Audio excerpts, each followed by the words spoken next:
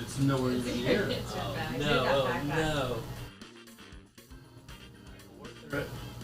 She knows the drill.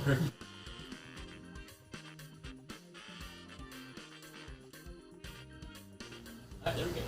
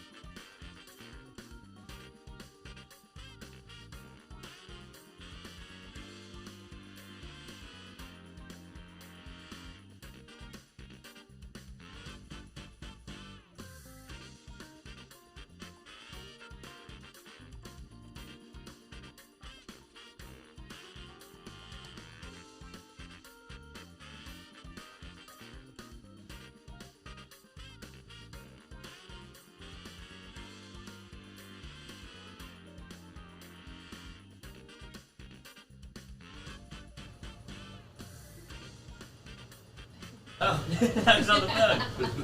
We'll be back. We're here.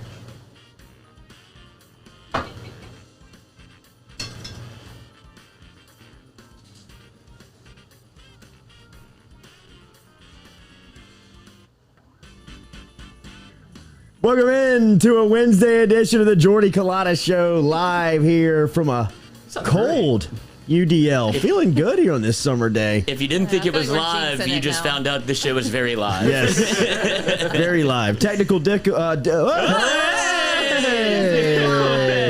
live. technical difficulties on a Wednesday. What the hell you know about that, baby? Tyrus Thomas will be here in an hour. We'll talk NBA Finals. Dick. Giannis Antetokounmpo and the Milwaukee Bucks The Greek freak. get a championship for the first time since 1971. They were down 2-0 in this series. Come back to close out the series last night, 4-2. Giannis has 50 and 14. He also had 5 blocked shots. I mean, we had to see one of the best finals performances ever. For sure. Right? I mean, So exciting. It was flat 50. You missed a free throw to keep it at 50. I thought he was hurt. yes. Remember when he was hurt? What was that game? Yeah, he Game 5? hyperextended his knee in Game 6 of the Brooklyn series, where, I mean, it looked as if he was going to be Out. done. Out. Done for the rest of I mean, no finals, no playoffs. Comes out, has 3 40-point games, a 50-point game. In a Game 6 closeout at home. Back-to-back 40s. And he could have, if it's international rules, he could have had 8 blocks. He Yeah. was living above the rim. Think about the moments in this series that he was able to give you. I mean, just the visuals alone, the block in Game 2, the alley-oop lob in Game 5. It was like a last compilation night, video. I mean, it was just highlight after highlight, and the Greek Freak is now a champ. The Bucks, look out, man. They might be coming for all your championships. Kevin Durant, Brooklyn, I don't know, man. Well, we're a shoe size away from Kevin Durant going to the finals. Amen. But now that we're here, the Bucks get there first. Get that first taste of Hollywood breakfast. You want more? They have crossed over, and we will talk about that with Tyrus Thomas coming up here in a couple of minutes. SEC Media Days, Day 2, Lane Kiffin, Josh Heupel, Matt Corral, all of them, Kirby Smart and Arik Gilbert. A lot of the conversation pieces for the Georgia Dogs. We will talk a little bit about Day 2. We'll preview Day 3 as Alabama and the Crimson Tide will be pulling into Birmingham this morning as Tuscaloosa's finest. Well, another great draw of Tuscaloosa is that it's just a skip to Birmingham for SEC Media Day. You don't even have to get in the plane. Or if you have any scheduling issues, just go on over to the Birmingham offices. It's not a big deal for Nick Saban to make that trip and say, you know what? I kind of like this permanent cross-division rivalry we got going. No Another big deal. perk of Tuscaloosa as Alabama will be on the podium today. Mike Leach will be on stage as well, as we'll see Leach and Mississippi State there after we saw the other school in Mississippi, Lane Kiffin, and Ole Miss yesterday. So we will have some things to discuss and react to here on the Jordy Culotta Show as SEC Media Days continues to roll on down in Birmingham, Alabama. Anything that was said yesterday, we'll talk about it. Some of the things that we could preview, we will get set up with this morning as well. Don't forget, daily we're brought to you. Our coffee is brought to you by Majestic Coffee. Majestic Coffee is online at DeliciousSips.com. You can find them there. It's locally brewed down here in South Louisiana. The water is brought to you by True Blue Water. TruBlueWater.com is where you can find them online. And then all of our guests today, whoever stops by here, Tyrus will be in studio. We have a text message and a call into Sonny Shipp from Geaux 247 to see if we can't talk a little recruiting and off-season and check in with Sonny and get his thoughts on this freshman class and where LSU goes heading into the season. If he stops by here on the phone, that'll be compliments of Metropolitan Health Group. Remember, real doctors, real solutions, Metropolitan Health Group. Waiting to see what's going to happen with this opener. We've talked a little bit about it for the last couple of days and even going back to last week on the uncertainty on what's going to happen here. Los Angeles County has reinstated the mask mandate. It seems like the numbers are growing around the country, around the world with COVID. So what is going to happen with college football season? What's going to happen specifically in California for that opening weekend of college football is still going to be debated. And right now, the trip is still available over at Mr. Fun's Travel. We're heading out to UCLA for LSU versus the Bruins on that September weekend. I believe it's September 4th is the official playing date, the first weekend of September. And there are still spots available for you if you want to book your trip today with Mr. Fun's Travel. As Jason Ramazan and his crew are putting together a fantastic trip and have it already put together with chartered flights out to L.A., hotel stay, and tickets to the game. So check out MrFunsTravel.com if you want to jump aboard, as we'll be out in Los Angeles, out in Pasadena for the opening weekend, taking in LSU UCLA over the Rose Bowl. If you want to join us and join a ton of Tiger fans that are heading up there, jump on Mr. Fun's Travel. It just makes me nervous. Yes. Everything was trending. So I don't want to talk. I don't want to talk about Delta. I don't want to talk about the COVID. But it's just that I've said this before. It's just the absolute worst time for this to happen. It's got college football just circled. I mean, if there's one deer in it, like in the road, Tommy Boy style, and it's just we're going right at it. Yeah, it feels like it's almost imminent at this point that something's is going to happen. I mean, could we play? Absolutely. Could we LSU need to be prepared for this? Yeah, could LSU play in a worse state too? Like it was supposed to set up in a perfect. Like if it's Texas, I wouldn't care. If we're going to go play Florida. in Jerry's World, Florida, then I know the game would continue on, and you could do all this travel. Rules. But the California trip is it's supposed to be a bucket list thing. I feel like the Olympics are about to have the energy pulled out of it. I feel like the plug is about to come out of the wall on the Olympics. That's good karma for them for what they did to Sha'Carri. I know. Yes. I'm about to be done with the Olympics. Yeah, well, I mean, it seems like the Olympics are about to be done with us. Yeah. Because I don't think it's going to happen. We told you yesterday the big story. Toyota, who was one of the major sponsors for the Olympics and makes its home, obviously, in Japan. That's where they are. They're located. They're headquartered in Asia, and they have backed out of the Olympics from a financial support, and they are still giving the complimentary cars to the Olympics for their travel around the games, but they are not involved from an advertising standpoint. And when you start to see relationships like that start to fold and some of those things start to close up before the games are even started, that will definitely put even more uncertainty into getting this thing going. So Listen to this headline. 2021 Olympics are turning into a $20 billion bust for Japan. Wow. Well, the head of the organizing committee said in a press conference yesterday a late cancellation hasn't been ruled out. Which means that it's coming. Yeah. I mean, well, the emperor of Japan. Whoa, is that what they are? I don't know. I mean, I was reading. What is it, Shinzu? I was reading something. Genghis Khan? The emperor. I said the same thing. I was reading something yesterday, and they said the emperor says that they have told the Olympic Committee, like, they don't want to do it. Like, the country wants to back out. Yeah. But the IOC has, like, Whoa. they're like, whoa, bro, we can't.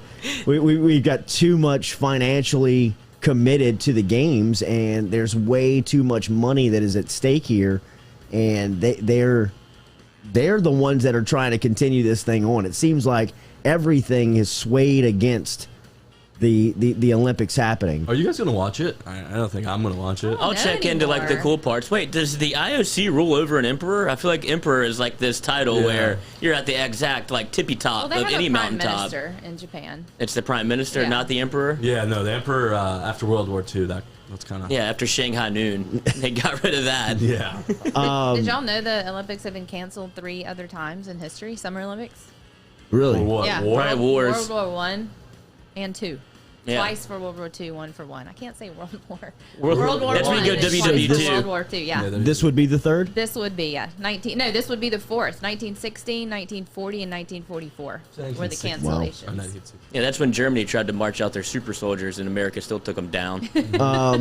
It feels like it's about Screw you, Germany. Screw you, Tuscaloosa, and screw you, Jordy. It feels like the Olympics are going to be canceled again. I think they are. I do have a serious. If the Olympics go that route, do you think that's a trickle-down effect for all of sports? Because that's one of the biggest. You be saying that. Yes. But does it matter that it's not in America? I feel like that's the biggest sticking point. No, I don't. I think that a lot of what we've seen from the decisions being made on COVID has been public perception. And if public perception begins, on a different continent, so be it. But I mean, we've seen this. We saw it last year. I mean, this started. It started in Europe. The shutdown started in Europe. Then Italy.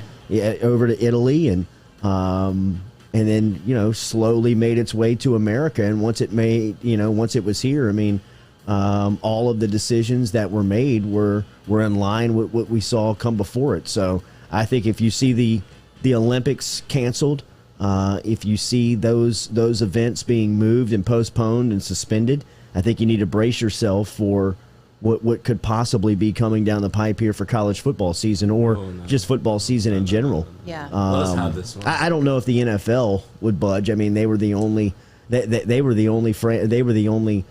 professional sports enterprise last year that really never got off of their schedule. I mean, they kept their draft in the same weekend. They kept workouts. They kept everything kind of flowing on the same schedule that was originally put in place, but. And there didn't seem to be any sort of backlash from that in terms of, I don't know about COVID cases, but it didn't seem to, there wasn't like a bunch of news stories coming out about, a big contact tracing spreading from NFL event. Right. It was just the Titans facility. That was the only... Yeah, it happened with some NFL teams, but I'm talking about allowing fans in the stands didn't seem to have a lot of pushback. And if you saw what I saw last night in the Deer District, I don't think the NBA has any say over what, I mean, the season's over now, but that was a super spreader if there ever was one. Oh my God. You had to be thinking that, yeah. I mean, the Deer District had Delta Deer District. Every doctor. You think Fauci was watching that cringing? I think Jeff Van Gundy. I think I heard Van Gundy come in from a break and saying, like, Dr. Fauci is watching this cringing, looking at the Deer District. Some producer got in his ears like, shut the hell up. Right. Hey, man, Adam Silver just called. He told Van Gundy, if he makes another remark like that, to take him off the mic. I mean, that's up there with who's Mark Jackson talking about LeBron's wife. Yeah. And the father's like, she can get it. You're just like, everyone's just like looked at him. Hey, yo, Mark. Whoa, bro. This is live, man. LeBron's going to watch this back. There were 65,000 people out there. I mean, that's a lot. It looked like Jazz Fest. It looked like a concert. It looked like Jazz Fest. I mean, it looked like an outdoor concert. It looked like a blast. 3 years ago. Yes, it did. I mean, it looked like pre-COVID life, man. Yeah. I mean, it was rocking and has been rocking. Would you rather have been in the building or in the Deer District? I thought about that last night. Did too. I thought about that last night. I kind of, I mean, yes, if I was Jack's age, I'd love to be in the Deer District. If I was your age, Lloyd, I'd probably love to be in the Deer District. I might have needed some help, but I'd have been in there. I'd like to have seen that. And that was rocking inside, too, though. Yes. It was. It really was. Bucks and 6 chants, electric. Yeah. It was, I'd have probably liked to have been inside watching it Yeah. just because of the moment. The game was great. It was great. Right? I mean, it was a fantastic game. So, but I can definitely see the advantage of being in the deer district. Outside, like I don't know what the rules were there. I saw them. There were They no were rules, holding bro. barriers over their head. There Like, were no it rules. looked like Mardi Gras. That They just answers had, your question. Yeah, It they were did. just like took all the Yeah. barriers out. Like we were wondering. I was watching it with my dad last night, and we were just like, well, how do you go to the bathroom? Like these people, it's like Times Square when you're watching the ball drop. Like you either put a catheter in, Yeah. or you're just taking a knee. Jazz Fest. You just let it I mean, rip. just circle up. Everybody circle up. Yeah, Jazz Fest, you have the ability to pee because it rains every time, so you're just wet. You can just wet your pants. What? What? I don't know. I don't think that's how it works. Yeah, poll the audience. Like, those Let's call the audience. the crunchies at Jazz Fest are pissing their pants. Or just whipping it out, Just bro. whipping it You know out. what I mean? Like, No, you really? can do that before you pee in your pants, right? Yeah, right. I mean, I would rather that. I don't know if I physically can pee in my pants.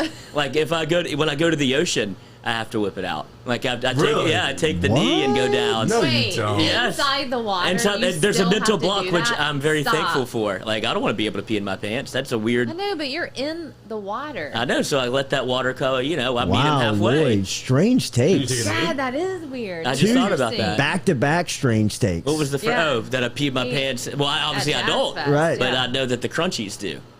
So you've witnessed people peeing But in that their you pants. still whip it out in water to take a leak. Yep, That's so odd. That I'm gonna is live with very that odd. one. That's fair. I think Yeah. that's fine. You Okay. know, I mean, sometimes. yeah, I mean, you definitely own it. Full. Yeah, because if you go the other way, like, would you rather be able to pee your pants on command? That sets up a whole sort of Well, I don't think Domino. set that's... of issues. So then you're worried you're going to accidentally pee your pants on dry land? Like asleep. Like, I don't ever want to wet the bed. If you Okay. get So pissed I drunk. think I have like this mental block to where it's like I'm Okay. gonna say all this and I'm gonna wet the bed tonight. Like Yeah. I'm painting Totally. myself in a corner here, but that's what I think it is. It's like Well, I I know think- very well to not pee my pants. I think more you're describing yourself as very mentally weak. I think You know no way what I mean? strong. Like, Or no, I would say weak just because, I mean, if you believe... I'll pee my pants right now. if you believe You call me mentally weak. that if you just start peeing in your pants, whether it be in water or not, that you won't be able to control your mind in saying, hey, bro, get up and go to the bathroom to take a leak. Yeah. Oh, I'll push the envelope on that. There's nothing better than the bed. If I have to pee, I'll roll back over and go to sleep. Oh, Sure. wow. I will fight it and fight it. Intimidating, okay. Yeah, so that's piss the bed? what I You would might call be the mental best. strength. Yes, wow. And the confidence to be able to whip it out in public no matter what. Jimmy Magoo, odd one, Lloyd. Yes, Yeah, I agree, yeah, Jimmy. yeah. I'm I not agree. judging you. I I just, agree. it is No, no. interesting. I am. It's just a I'm different judging. way to Bad pee judge? in the No, water. not necessarily good or bad, just, Interesting. yes. Yeah. Yeah, weird. Weird. Yeah, Certainly I'm weird. down with weird. I'm down with What weird. if you were a girl? Would you just like take your swimsuit off in the No, water? I mean and girls pee? can still go Look, Side fly. PTTS, panties to the side. You just rip it. I'm Yeah. so thankful everyone Yes. can't see you doing the motion Yeah. under your desk. But that's everybody knows what it is. right? Was there a Mormon in the chat? Interesting. Interesting takes. If peeing So your you- pants is cool, consider me Miles Davis, Yeah. Thomas Willie says. That's what I was thinking. Good one. So you'll just wet your pants. Even what if your pants aren't wet? This is in the water.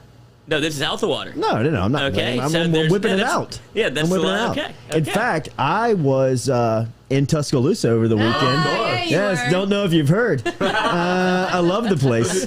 Very cosmopolitan. Toilets are red. I was in the middle of the city, McFarland. Well, this is the thing that you do. So Kelly dropped her cell phone in while we were picking up little Jay at string music basketball camp. Dropped it right on the face of her phone in the basketball gym. So one of the first orders of business when we pull into T-Town on Friday night was go get her a new cell phone. So she's at the AT&T store on McFarland, and we need gas. The car needs gas. So I go, and I got to take a leak. I mean, like, I got to go. Like, I'm code red. Yeah. I'm kind of squirming. The core You know is what I tight. mean? Yes. The little kid move where you're Yes. kind of pinching. Right, picking the legs up. Yeah. You know what I mean? What does that do? Just It takes your mind off yeah, of just it. a Okay, distraction. It gets to another level mentally. And I get out of the car and set up the gas, and I'm in kind of no man's land. I don't think I'm going to make it inside. So I like pizza pie the door, right? Yep. Like I V the door and just step tight into that V. Your own little know what I urinal you mean? made. Right. And I mean, like, there's traffic flying down McFarland. There's a cross street behind me, and I'm standing in the middle of a gas station under a well-lit gas station. You're peeing? And I'm peeing. I mean, on the ground. On the ground. This is probably 7:30 Friday night. And I'm just kind of giving the, you know what I mean? The casual making sure check. we're good, making sure we don't get cuffed in Tuscaloosa for peeing in public. But just kind of nonchalantly put it back in. Next thing Somebody you know, saw you. The gas tank clicked. We're off, man. Yeah, somebody saw you. You think? Absolutely. Somebody maybe the pee did. on the ground, if nothing else. Definitely the pee on the ground. Yeah. Well, that could be anything. Definitely if you the didn't pee see it happen, that could be, But people if a dump man their is cups standing out. there, Mountain you Dew see still. it, like, Yes. just, trickling down. Without a concrete. doubt. Yeah, Sure. somebody Happening. noticed that Well, that guy was peeing. yes, You'll never see 'em. Look at two. I kind of thought that I was going to get caught more in the odor, the smell. You know what I mean? Sometimes there's that pungent. Jordy, you're What next did to you do? gas. Like eat a You're bunch of next to asparagus gas. before I'd held it. Go I Flow held it IV. for yeah, it was the Go Flow IV for sure. And I just was. I mean, I got away with it in public. One of the more risky public plays I've made as a kind of a parental adult. Like after having kids, just kind of going in public. I mean, that was something. Yeah, the surveillance cameras definitely got me. I saw those in the Yeah. corner. Waving. Yeah, I kind of waved to him, shot him the L. Yeah. Go Tigers. Right on the way out. Wait, if little Jay's in the car, I'm doing it. do you still make I'm the doing move? it. So you're setting Yeah. that precedent for him early. Take notes, kid. He's kind of gotten to the point now, like his dad, where I mean, in the mornings we'll pass up 2 bathrooms to get outside. Yeah. You know what I mean? Like, and he's kind of in that same headspace, which kind of scares me sometimes for him at recess. You know what I mean? Yeah. Kind of around people in public in the outside. I know that he did do it at a tailgate one time at LSU where he just kind of found a truck and went back there, and somebody was like, fine. "Yeah, I thought it was fine." I Yeah. mean, somebody that's kind part of growing up. wanted me to reprimand him, and I was like, "No, he's good. Just make sure back's to the crowd, bro, and we're all good." Don't pee on his truck. and But I mean, that's one of the more notorious offenses you can have as an LSU tailgate, though. Like they're looking for public peers. Yes, really? It's like they charge admission to it's those like things. Bourbon Street. Yeah. I mean, still to this day, one of the scariest scenarios I've ever been in my life was me and my buddy were, I believe we were like either going into college or we were late in high school, where he was taking a leak in the French Quarter and I was kind of standing lookout. Not necessarily lookout, but a cop came just screaming up the street right behind us and stopped the car. We're like, oh shit, oh God, watch out. Put it up. Yeah. And he's like, you two, get in the back of the car right now. We're like, we're so young, dumb, don't ask any questions. I mean, he could have been a fake cop for all we know at this point. We jump in the car and he drives us around for 20 minutes, just kind of telling us on the consequences of what we've done and how you pissed. Yeah, in New Orleans. like peeing in public. David So? got taken to jail for peeing in New Orleans. in And public. he drops us off. He drops us off, and this is probably like 12:30 at night. He drops us off in the 7th Ward, and without wrong. like in 20 seconds, his taillights are out of our sight, and we're looking around, and it is just pitch black, dark night in the city of New Orleans, and In we're the wrong standing part of town. in Wrong the of them to wrong do spot. that. And I mean, we put our head down and sprint for, it felt like an hour, but it was probably 10 minutes, and got to, I mean, this is when like we didn't have cell phones. We had pagers. You know what I mean? Like if you wanted to get in touch with us, we had beepers. 911. Right. I mean, it's a It's like hostage scenario where you're. Payphones were still, The kind thing. of the deal. And we found a payphone for somebody to come pick us up. With But the that line is severed, the just a scariest phone. I've ever been in my life. But since then, like that was probably the first time I've peed in public like that brave since then. Because it stuck with You me must have so really had to long. go. Why is I it a did. crime? I don't get it. It's It's natural. It's indecent human. exposure. Yeah, indecent exposure is what they get you for. Toilets are a new invention. So Well, can but you you're- wet your you're pants? taking it out of your pants in public, though. No, so- you're hiding it. Well, it's still out. So if you wet your pants in public, that's not against the law? I don't guess so. See, this Because guy's asking that's her not questions. indecent exposure. I mean, plus you can say that was an accident. I mean, it's not an accident to take it out and pee, like on the side of a building. Yeah, you have to say like you're on dialysis or something. Be like, I have to pee every so often. Right. I'm sorry. If you know, but yeah, I'd imagine getting pulled up on by a policeman. You're not really thinking, and then you're in almost a hostage scenario. We're so young. Yeah, you're trying to remember turns. I don't know where he's taking me, but God. how do I get back to where I was? Like, all right, left, right, right. No, sprint down the middle of Holly Grove and get home. It was jarring. It was the scariest I've ever been in my life. I mean, it was. We're dead. You know, we're dead. People think we're getting off topic. It's so weird, right? Daily, we're brought to you by Geaux Chevrolet. Remember, online at GEAUXChevrolet.com. Stop in and see Lee Carney, Nick Richard, and the entire crew over there. We're going to talk to Sonny Shipp here in a couple of minutes and talk to him about LSU football recruiting. Yesterday's SEC Media Days, I thought that you finally saw the best quarterback in the league going into the season in Matt Corral for Ole Miss. I know Katie doesn't want to hear that. But you were talking through your maroon and white glasses when you say that. But every preseason, Ole Miss is put up somewhere high in the rankings, and every season is the same. They'll fall under the top 25. What? They get picked 4th and finish 5th? No. When does that happen? Every year? No, does not. This is going to be different for Ole Miss and the expectation, in my opinion, because of Lane Kiffin and what he brings to Corral and the offense. And I agree with that. I voted Matt Corral my first team preseason all-league quarterback. I think if you look at the numbers last year, I think if you look at his coaching, I think if you look at his talent, he's got a mix of kind of everything you need to be the best quarterback in the league. He's got some legs, man. He does. His athleticism is very much undervalued. And I think Lane Kiffin, as his head coach, is kind of that perfect recipe for what you're looking for to find the best quarterback in the league in 2021. Now, there may be another player in the league that can come from the outside. There may be something like a Bryce Young, or could JT Daniels have a surprise season in Athens? Could Max Johnson step up and be the player that some people think he could be in Baton Rouge? I mean, there are some stories to maybe watch on somebody sneaking up and becoming the first team all-league quarterback. But I think going into the season, it is very clear that, in my opinion, I think Matt Corral, and it seems like the rest of the league does, and just talking to people over in Birmingham and listening to some of the conversation with Kiffin and around Ole Miss football, that Matt Corral's the best quarterback in the league going into the year. Well, that's what did I send y'all last night from Instagram? Was that SEC or Unnecessary Roughness? It was Matt Corral 1, and then who was 2? Was it Alabama? JT, I think it was JT Daniels. JT. Wow. Yeah, but it was JT. When it comes to the quarterback play at Ole Miss, do you think that's more of like putting Lane Kiffin and his offense on a pedestal to where almost anybody could do it? And Matt Corral is a good marriage of what his skill set and Lane Kiffin.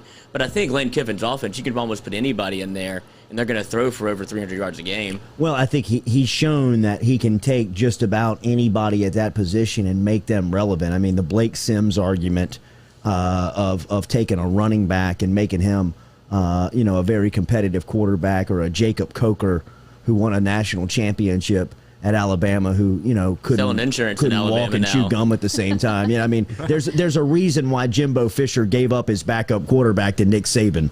Right? I mean, that's rarely going to happen in college football, for one alpha coach to look to another alpha coach and say, hey, you need a quarterback, don't you? You should look at my backup, because we've got no more reps for him. We've got no use for him. Thank you, Ryan Day. And Lane Kiffin made, he did that with Jacob Coker. He did that with Blake Sims at Alabama. And I think that Matt Corral is so much of a better player and a quarterback than those two guys are. And there probably is some of the voting thought behind Corral is on Kiffin, is Kiffin being the coach. But I think it's probably a little unfair when you look at Corral, because I think he's a very impressive quarterback. I think he's an NFL quarterback. I think that guy is going to make some money playing the position, just because of how athletic and talented he is, and the marriage with Kiffin came at a perfect time for him in his development. I mean, listening to Kiffin speak yesterday, and he brought it up, this time last season, they didn't know who their starting quarterback was going to be. I mean, whether it was going to be, what's the baseball player, John Ryan? I've been trying to think of Is it this entire time. John no, Ryan that didn't sound right. Plumlee? Yeah, that's his name. Yeah. John Reese Plumlee. John Reese Plumlee. Who torched LSU. I mean, but it was all on the ground. Right. And it was it was a cold. I mean, LSU was up 30 going into half, and then they kind of made it a game. Still boat raced them. Yeah, it's still a boat race in 2019. But I mean, he was all on the ground. But that made for a little bit of quarterback controversy because of how well he did in that role. And now you can see that Corral can kind of do both as well. Like he's a better thrower, but he's got some legs to him. Who would have thought those Mississippi schools they put points on your head and fast? Yeah, I mean, you bring Mike Leach and you bring in Lane Kiffin. Those are two of the best offensive minds in college football, I would say. And they both kind of come from that, I don't want to say the same tree, but they're of the same root. Whatever, It's just kind of air raid, and then Lane Kiffin puts his own spin on it. And so I mean, those are two high-powered offenses. There's a reason LSU wanted Lane Kiffin from the jump. Yeah, Kiffin is an offensive genius. Mike Leach, who you'll hear from this morning at SEC Media Days, is an offensive genius. I mean, I was speaking to somebody on Leach's staff late last week, or was on his staff, and is now in a different role with another SEC school, and talking about how simple yet just smart Mike Leach's offense is. They never run more than 15 plays. They ran like 3 plays against us. There's never going to be 15 plays in a game plan, more than 15 plays. If you want to take plays out and put plays in, then you can, but the total is always going to equal 15, is what the guy was telling me. There's only going to be 2 run plays, and that's going to be a zone, inside zone, and an outside stretch. And other than that, it's going to be 13 pass plays that everybody is going to be able to master. Everybody's going to know exactly what to look for in reading. It's a lot of read-reaction type route combinations and route theories. But, I mean, you know, he was talking about how he was a little skeptical going into his assignment and to his job with Mike Leach. But coming out of it, he was like, bro, I'm such a believer. You know, wow. It is weirdly simple. Such a believer on how just smart it is, and how if it's run correctly, and if you've got a quarterback, a lot of it's unstoppable. You know what I mean? A lot of it is just, if you do one thing, they're going to counteract it with another that's just going to be very difficult for you to guard. So, yeah, I mean, LSU saw that up close last season, but I think that Lane Kiffin and Mike Leach are two of the best, and this isn't breaking news, but I mean, they're just now in the same state. They're going after the same players, but they're selling the same message, is that they are the best play callers in the sport. I mean, in my opinion, I think that Lane Kiffin and Mike Leach could be argued on who. Sark's up there for sure. Dan Mullen is a guy is going to have some respect. Even the guy that LSU is going to face in the opener, Chip Kelly, you know, is going to be somebody that is very well respected when you talk about offensive football. And, you know, I mean, from Chip Kelly's standpoint, he's got his best team coming back. He's got his best team that he's had at UCLA, but it's also a season where, you know, he's got to win. I mean, they're 0-6 in non-conference games under Chip Kelly. They'll have 3 opportunities this season to win. Yes, and none could be more, you know, for LSU, for UCLA standpoint, none can give you more momentum than an opening week win like LSU, just to kind of get the vibes right and getting you feeling good and get that monkey off of your back of no non-conference wins. So it'll be interesting to see how this thing plays out. But I thought it was great to hear from Kiffin yesterday. Matt Corral and Ole Miss, to me, is the best quarterback in the league. You know, we don't talk about Jake Peets. Clamps _21 says, put some respect on Peets. I believe Peets is going to be a very dynamic play caller, but you have to see it before you can call him one of the best in the league to do it. I think that LSU, Jake Peets, and that offense is a perfect marriage, and that Peets is going to shine. But you have to have some proof before you can put him high up on the list. I'm with you. I think he's going to be fantastic, but you got to see it first, right? I mean, you got to have some type of proof. You got to have some type of data that you can look at and say, yeah, look, that's why it's good. I want to see what he has to offer because it seemed like last year's just copy paste Joe Brady's offense. You gotta. I mean, J-Boy was talking about how they run the orbit set and the spread bunch at Alabama Sark, and it's like LSU could do something like that because as good as it is to run the spread and put your playmakers in space, you can't just copy and paste every single week. Well, and then they have Najee Harris got interviewed and talked about that orbit offense a little bit and talked about how much he had to run around with Stark, and he's like, I mean, shit, I hated doing it during practice, but in the games when you get in there, it makes so much sense when it creates the mismatches. But I'm more interested in the question of, and I don't know if I'm putting you on the spot here, but where does this rank in terms of LSU openers for a season? Because you had the LSU Wisconsin at Lambeau, you have LSU UCLA in Pasadena, you've had LSU Oregon? TCU, LSU Oregon. Like, where's this on maybe not so much on how like aesthetically pleasing the game is or how much fun it is, but how important it is to start the season off? Well, I think it's very important for both schools. You know, I mean, like we mentioned with UCLA, I mean, Chip Kelly's on the hot seat. You know, I mean, Do you think he is even at UCLA? This is year 4 for him. But how much better can they do? I don't know, but they you know, internally, I'm sure there's some money person that believes they can do better than what they've been doing. What was their peak? Miles, Jack, and Rosen? Yeah. I mean, they had good times and good teams there, but you know, I think that UCLA is. Yeah, it feels like the Pac-12 is kind of up for grabs right now. You know, I mean, very much when you think about Oregon, Arizona State, depending on what happens to them off the field. But I mean, they were making a run in that league of becoming Utah, very reputable. Utah, of course, is in the top 15, top 10 every single year. USC feels like they're trying to make their way back. Oregon's obviously going to be there, and UCLA is looking for their spot at the table. And this is Chip Kelly's best team. His quarterback, Dorian Thompson-Robinson, DTR, What a name. is going into a money year. I mean, many people believe that he's an NFL caliber type quarterback. I know that they return their top 7 offensive linemen. So when you talk about the matchup of LSU in the trenches on the defensive line compared to UCLA's offensive line, that's going to be a really good matchup. Wow. You know, and I think that's where LSU holds some advantage. That D-line's different, man. You would think that they would be different than anything that UCLA had seen, but with the amount of starts and the amount of experience that UCLA has returning on the offensive line, I think it's going to be a really good matchup. You know, I really do. I think that LSU is talented and deep on the defensive line. They've got strength, they've got speed, they've got skill, and UCLA's got a ton of starts and a ton of experience coming back on their front 5. So I think that's going to be a really good matchup. But yes, this game, I think it's more important for UCLA. I really do. Really? Wow. I really do. I disagree. I think it's more important for UCLA as far as, you know, something like a positive charge for their program. But LSU's in the same spot.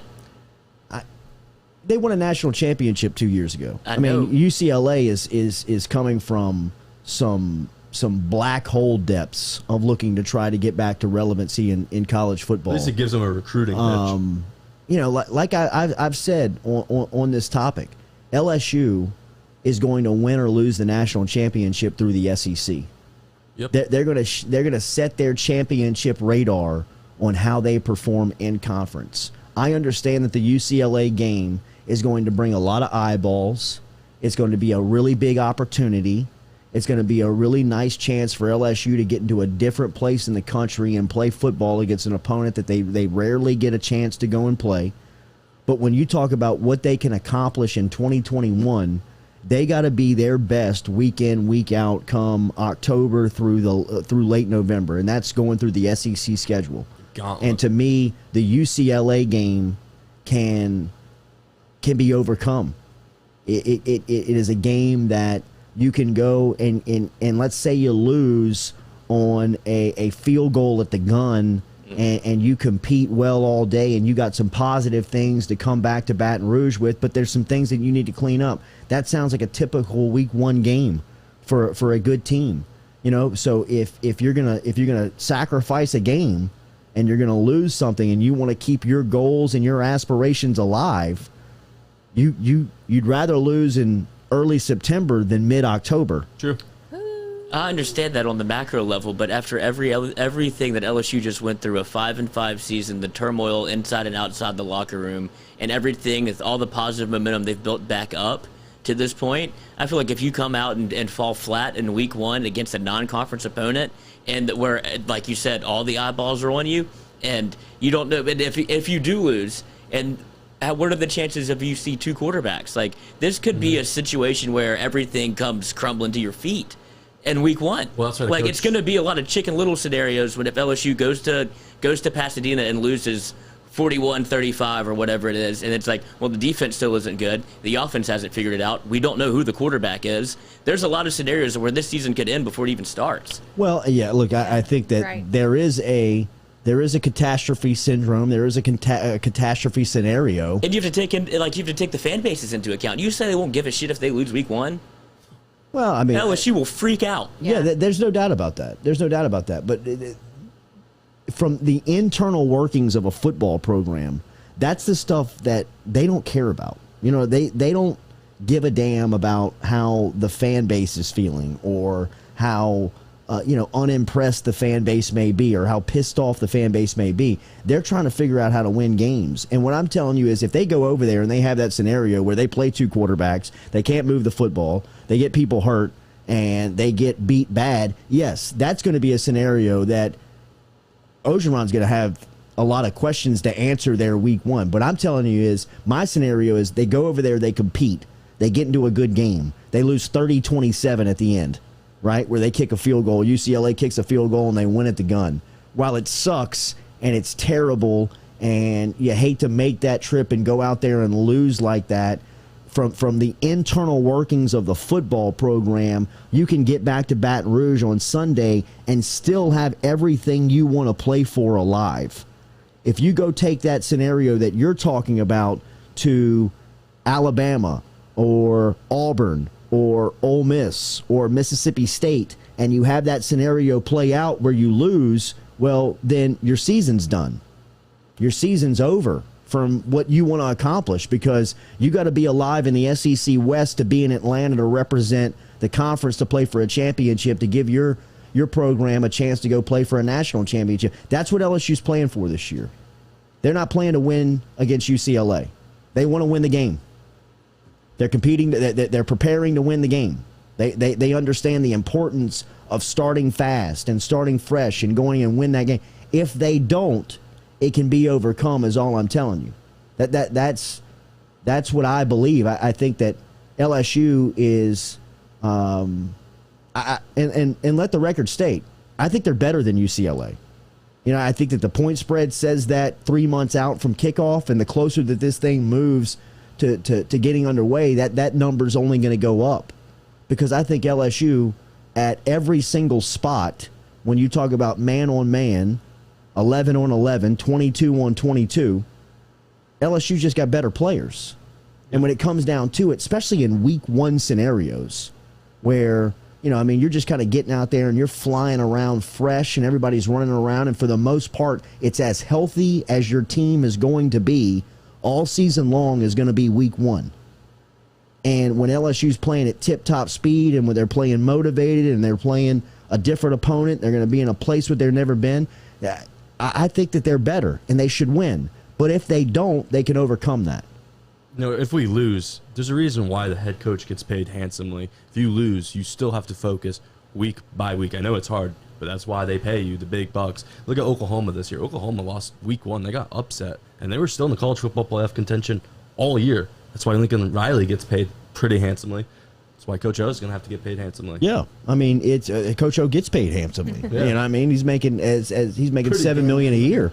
So would it compare? I think now that I'm thinking about it, it compares to the Wisconsin LSU game. You go to Lambeau, you go to this landmark stadium, and yes, what was that, 2015? 2016. 2016. You drop an egg. Yeah. It was 16-14, I think, and our only touchdown was a Tre'Davious White interception return. Like the offense, and this is the year whenever Les Miles was supposed to get fired, right? Mm-hmm. Or did he? Or is this?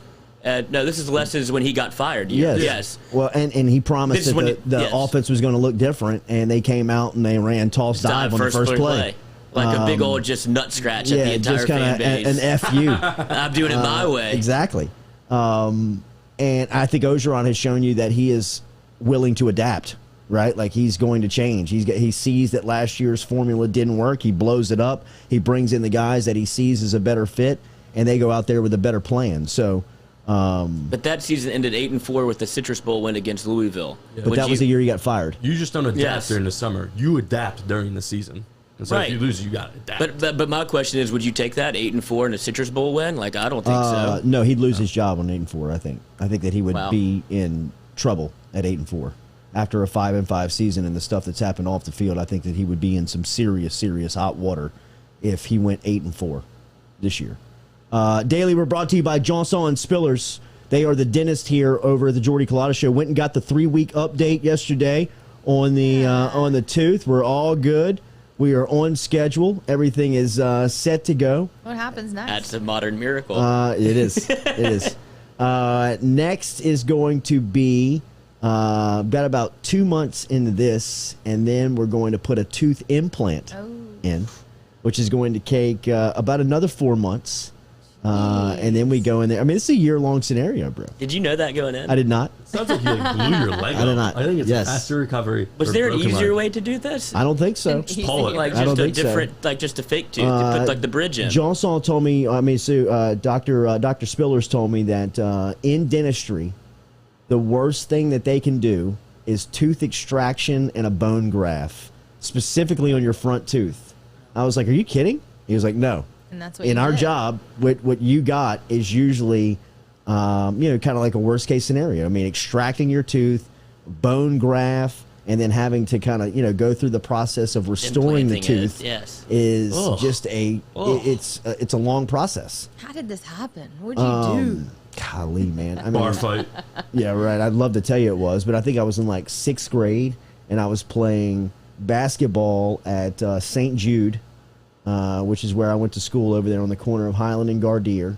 And the basketball goal is probably still there in the main parking lot, and it's butted up. It's behind one of those parking curbs. Oh, you know what I mean? I already feel like chills. I don't even know. In a parking lot.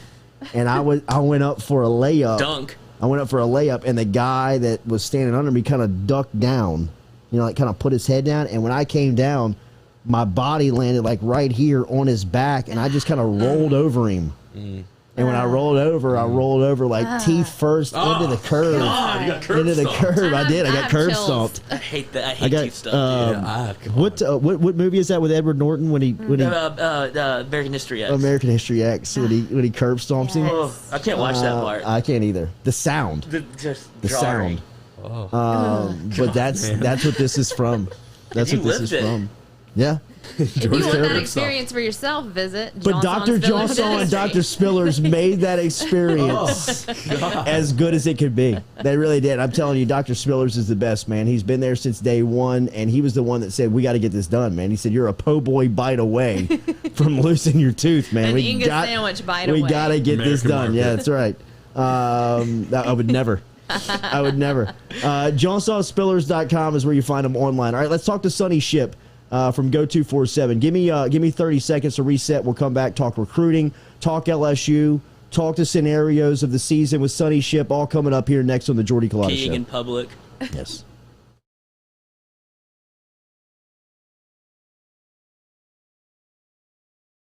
Are you self-employed?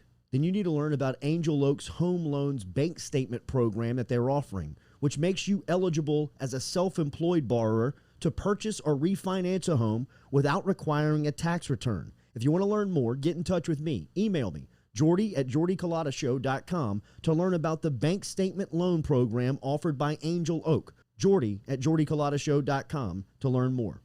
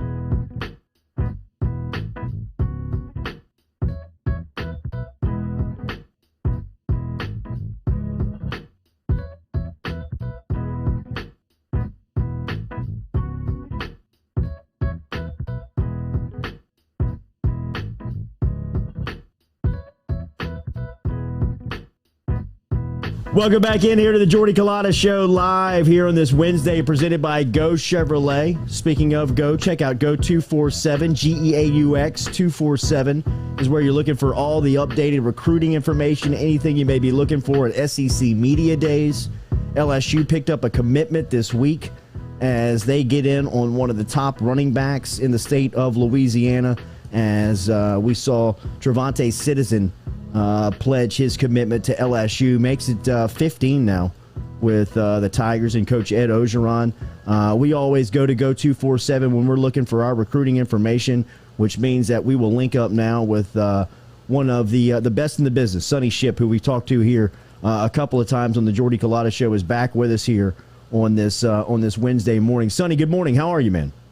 Good, man. What's happening, brother? Oh, same old stuff, man. Just getting back from Hoover earlier this week, where Ogeron and the crew were talking to the SEC media as they went through the gauntlet. The same day they pick up another commitment as TreVone Citizen out of Lake Charles pledges to LSU. Kevin Falk, Jake Peets in the LSU offense. What do the Tigers get in Citizen's commitment?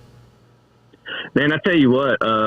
When you look at what Ed Ogeron and his staff have done with this 2022 class, and a lot of this 2022 recruiting started, even 2 years ago, but even last year, going through the pandemic, going through a 5-5 season, you're 3-5, going into the early signing period.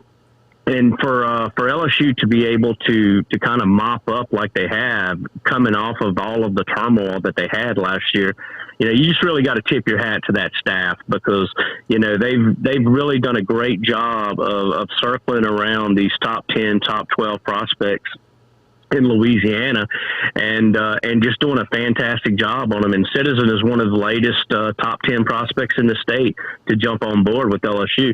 And it wasn't before recruiting opened up in June. Citizen was probably looking out of state. LSU had a little bit of work to do. They had some catching up to do, and they did that in very quick time. They got Citizen into town for an unofficial visit, and then they got him in for his official visit right before the dead period ended.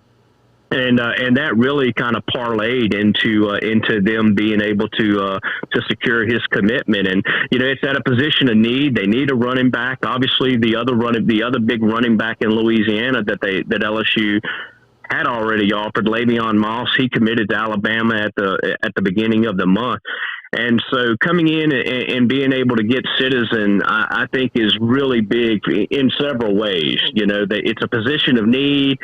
I don't know how many running backs are really going to be able to take in this class. And so to be able to get one with that quality that can come in 2022, he'll have a chance to, his sophomore year, he'll have a chance to be able to compete for a starting job, I think.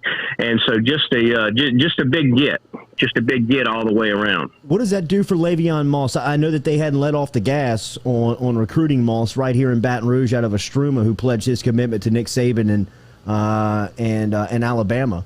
But Le'Veon Moss and his status right now in recruiting with LSU, where does it stand?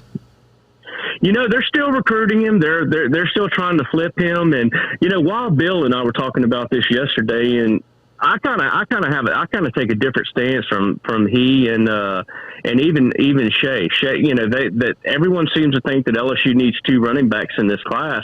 But when I look at LSU's roster, 2022, you're going to have Ty Davis Price and John Emery Jr. If neither one of them blow up this year and go pro, or there's no attrition, you're going to have those 2 guys as seniors.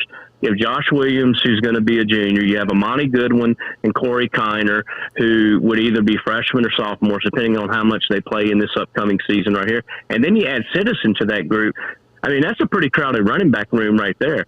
If LSU picks up Kendrick Law could possibly play some running back, play some wide receiver. Jake Peets wants to get the ball in his hands in so many ways. And so that kind of leaves me to question whether or not LSU really needs another running back in this class when you consider all of the other spots that they have. Because I've mentioned this on your show before, that I think in this day and age of recruiting, you almost have to have a couple of spots that you save for the transfer portal. Right. You know, the days of signing 25, in my opinion, are gone. If you want to be able to manage your roster 365 days a year, then you almost have to have a little bit of backup, especially as good as LSU has done on the transfer market. Man, look at all of the transfers that they have gotten that have made an immediate impact just since, you know, in the last 3 or 4 years, you know, and you're going to lose some guys at some positions. You're going to lose some veterans. You're going to have some guys that, you know, your number 2 guy may see a better chance to start at Oklahoma next year. So he goes and transfers over there. And then let's say your starter gets hurt. All of a sudden, man, you could be in a bind if you don't have, you know, if you haven't really filled up along that depth chart. And so, you know, and so I think it's going to be very interesting to see what LSU does at that position. It's going to be very interesting to see how they juggle the numbers at a lot of positions in this class, just because of the uncertainty of, you know, how many do you sign? How many do you keep in your back pocket to, you know, to fill up in the summer, to fill up right before school starts? What have you heard on Brad Davis and the impact he's had on the recruiting trail? He's got a couple of monsters in the class, and Will Campbell and Beau Bordelon. How does the offensive line board look, and what have you heard on the early routine, the early return on Davis on the recruiting trail? Austin Deculus, and you spoke with him and stuff. Austin Deculus talked really good about Brad Davis, you know, at media days. They talk about how he is a little bit more of a disciplinarian. He, you know, he likes for his guys to, you know, kind of follow the path that they set, that they lay out for them. And he probably, the early feedback that I've gotten is that he is a little more stringent on making sure that they follow that path. And I think some of that probably comes with, you know, obviously with being thrown into the mix when he did. You really don't have a whole lot of time to rub elbows and get to know everybody before you kind of lay down your law. You kind of have to lay down that law while you're in your summer workouts and all. But everyone seems to love him. You know, there hasn't been, when you lose a guy like James Craig, who has recruited these guys for, you know, going on 2 years, sometimes 3 years now, you expect there to be some kind of drop-off. But when you talk to Will Campbell, when you talk to Beau Bordelon, when you talk to a lot of the guys, there isn't any drop-off. And I think a reason for that is Brad Davis was so active in recruiting at Arkansas that the recruitments of these kids kind of crossed over. And so, you know, I think Brad Davis is going to be fantastic. And I think that you're going to really start to see like a little bit more of his impact once the coaches are able to get out on the road in the fall. And that's when some new guys are going to pop up on the board. That's when some guys are going to impress them the first few weeks of their senior season. And then you'll see some new offensive line targets kind of pop up. I think that's when you're really going to see the impact that Brad Davis can make. How accurate do you think the evaluations of these kids are because of COVID? I feel like there has to be a lot of kids who have fallen through the cracks, especially with the star ratings they've gotten or evaluations, just because of the COVID restrictions, how tough high schools were. And sometimes you get stories of, this was the first time I've ever met a kid. I'm like, he was that tall? Like, just coaches haven't been able to see these kids. Yeah, I think that kind of plays into it, but I also think that, you know, when it comes to kids that, you know, okay, you can't verify, you know, you can't verify the heights on them. You know, there's kind of a golden rule, a standard rule that, you know, if a high school coach says a kid is 6'5", an offensive lineman 6'5", you know, any coach getting paid the kind of money these college coaches are making, you know, they're gonna, in their mind, they're gonna say, okay, so this kid's probably 6'3.5". If he shows up 6'4", you're surprised. Right. You're very happy, you know. But you know, so I don't think it really affects it that much from that standpoint. I think the biggest impact of it, though, is these kids aren't able to get on campus. They aren't able to spend 48 hours with the coaches. They aren't able to spend all that time with the players, and you get a situation like Jalen Sheed, you know, the tight end from Mississippi shows up, he's here for one day, gets homesick, wants to go back home.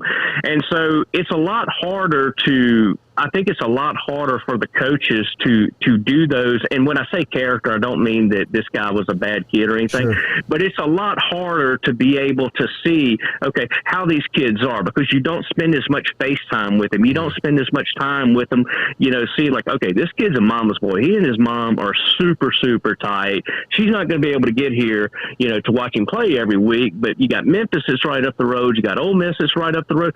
So I think that is where the biggest hindrances for these coaches and these pandemic evaluations are going to pop up at. It's just not getting to know the kids and their families as well through Zoom calls as they would sitting across from them, on their kitchen table 4 weeks in a row from, the last game after Thanksgiving until the early signing period. Coaches didn't have that crunch time last year, so they weren't able to sit there and really get to know these families the way that they would like to. So I think that's going to be the thing that you have to deal with, and I think you'll probably see that next year, the year after that, with more kids around the country from this class hitting the transfer portal. You mentioned Sheed leaving, and it makes me think about the attrition at the tight end position for LSU. Did you evaluate Cole Taylor, and what kind of skill set can we expect from him because he seems to be the guy that you pencil in at LSU?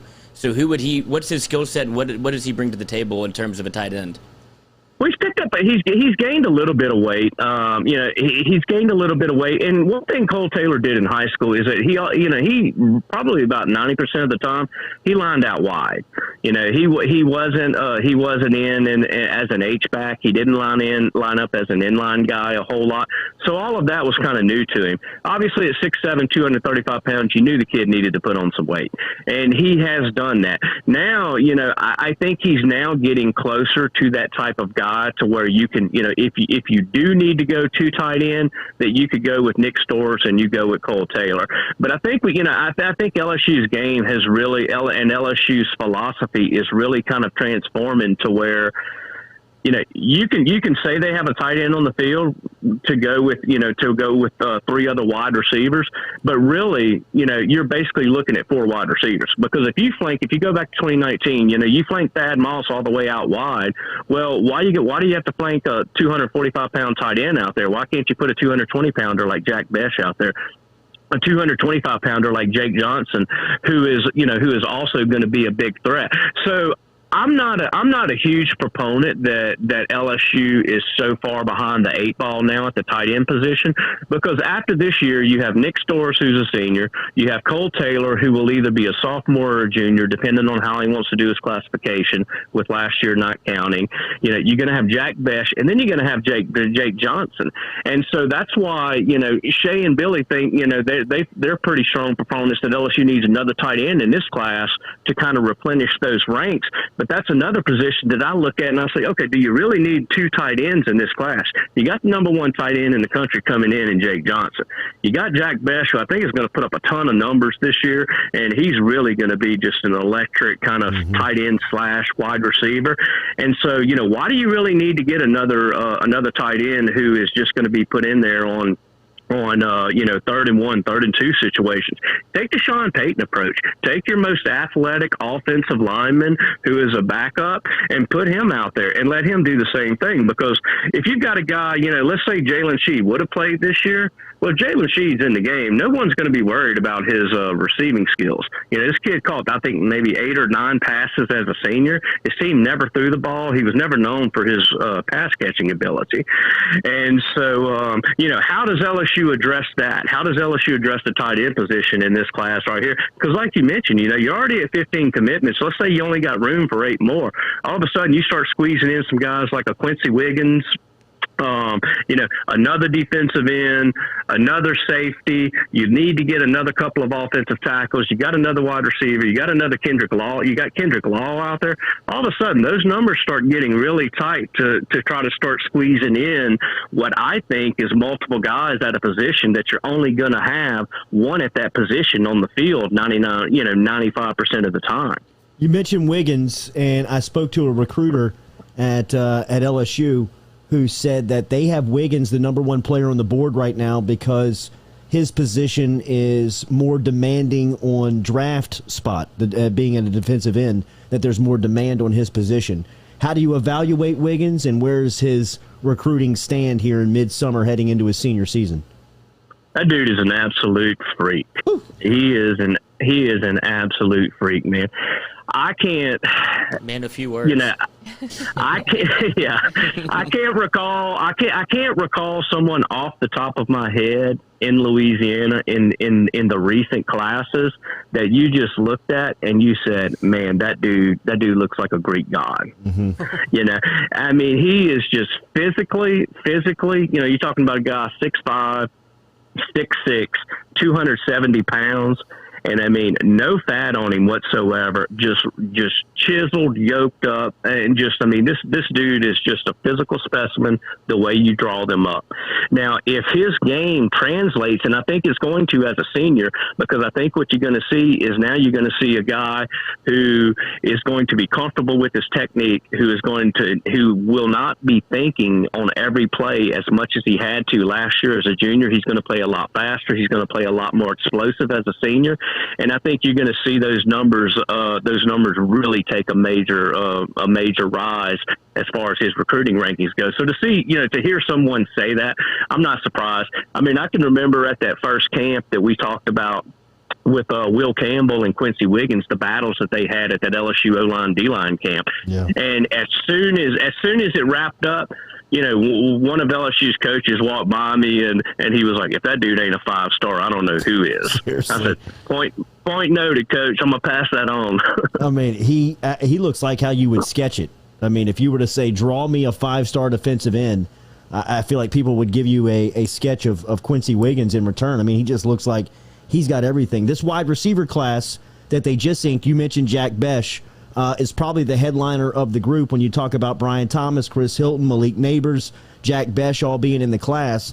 How about this current class that's headlined by Dakotas Crawford and Aaron Anderson out of Edna Carr, who I know just who took home the wide receiver MVP honors at the Under Armour Dallas regional camp. How do you like this wide receiver class here in 22? I love Aaron Anderson. I thought Dakotas Crawford really, really impressed at the LSU camp. He went against every top DB they had, and he just made play after play after play. So I think Dakotas Crawford fans might look at his recruiting ranking and see a 3-star and not get too feeling good about it as they do when they look at some others. But remember, DJ Chark was a 3-star. There's some other guys at LSU assigned who have been 3-stars too, so don't let that bother you. I think those two are going to be fine. A.J. Johnson's the one I kind of have some questions about. I wonder how his game is going to translate to the next level because, I think the speed might be a little bit of a question. We're going to see a lot more of him this year with Arch Manning throwing the ball. More than he did this past season with, limited games and things like that. But, overall, I think the wide receiver class, I think it's a good class. I don't think it's the class that they signed in 2021, but I don't think it has to be either. You look at that class they signed in 2021, and I mean, outside of Alabama and Ohio State, I don't think there's another school in the country that could come close to matching what LSU signed as far as receivers go. So, I think when you look at, when you look at this class right here, and then when you look at the 2023 class, how it's shaping up in Louisiana, wide receiver is one position that LSU has never had a problem recruiting. And I'm talking about when LSU should have every problem in the world recruiting a wide receiver. Yeah. They never did. Look when they signed, OBJ, Jarvis Landry, Malachi Dupre, Ruben Randall. You go down the list, and this is when Les Miles was running running backs into brick walls on 3rd and 8. And so Louisiana always produces at those skill positions right there. So I don't think that's ever going to be a position that LSU is going to really have to worry about. They got Walker Howard committed to the class. It seems like he's had a great summer, finished in the top 3 at the Elite 11.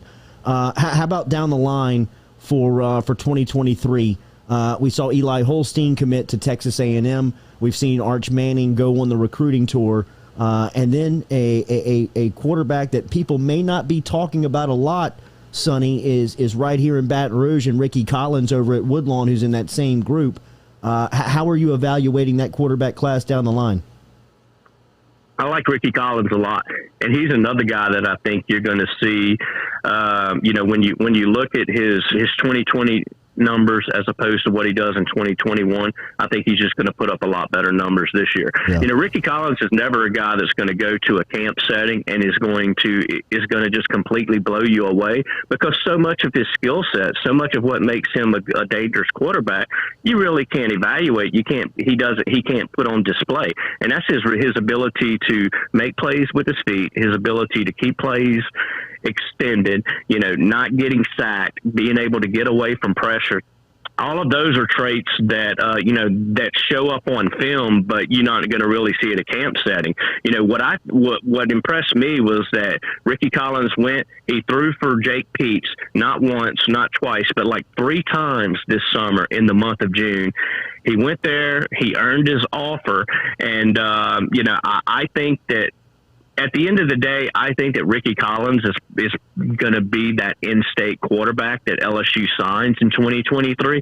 And I think that, I know that fans are going to be, they're all up in arms over Arch Manning, as they should. The kid's fantastic. I mean, look, there's no question about that.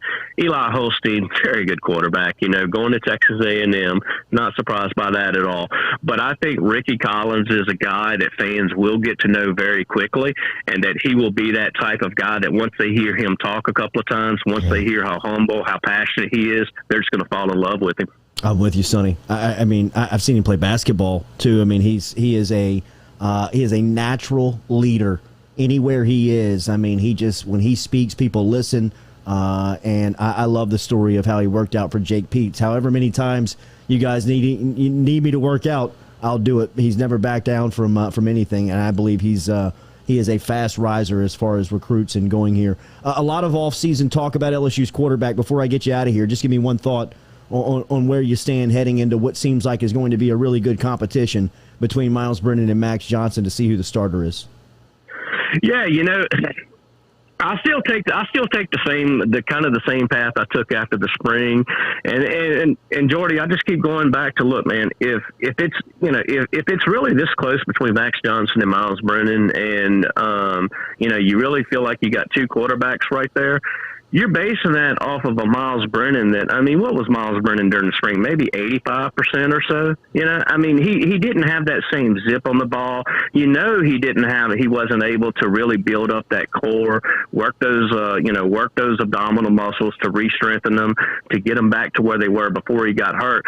So when he does get 100%, and I think he will be 100% for fall camp, how is that going to translate then? Is 100% Myles Brennan still not good enough to overtake Max Johnson? I do think 100% Myles Brennan will probably win the job against UCLA, but I think both these guys are going to play. I think both of these guys are going to play. I think they're both going to have to play, because we see it only takes one high ankle sprain for a guy to miss 3 or 4 weeks, and so put me down for in the camp of that. I think Myles Brennan is going to take the first snaps at UCLA, and but Max Johnson's going to get snaps there too.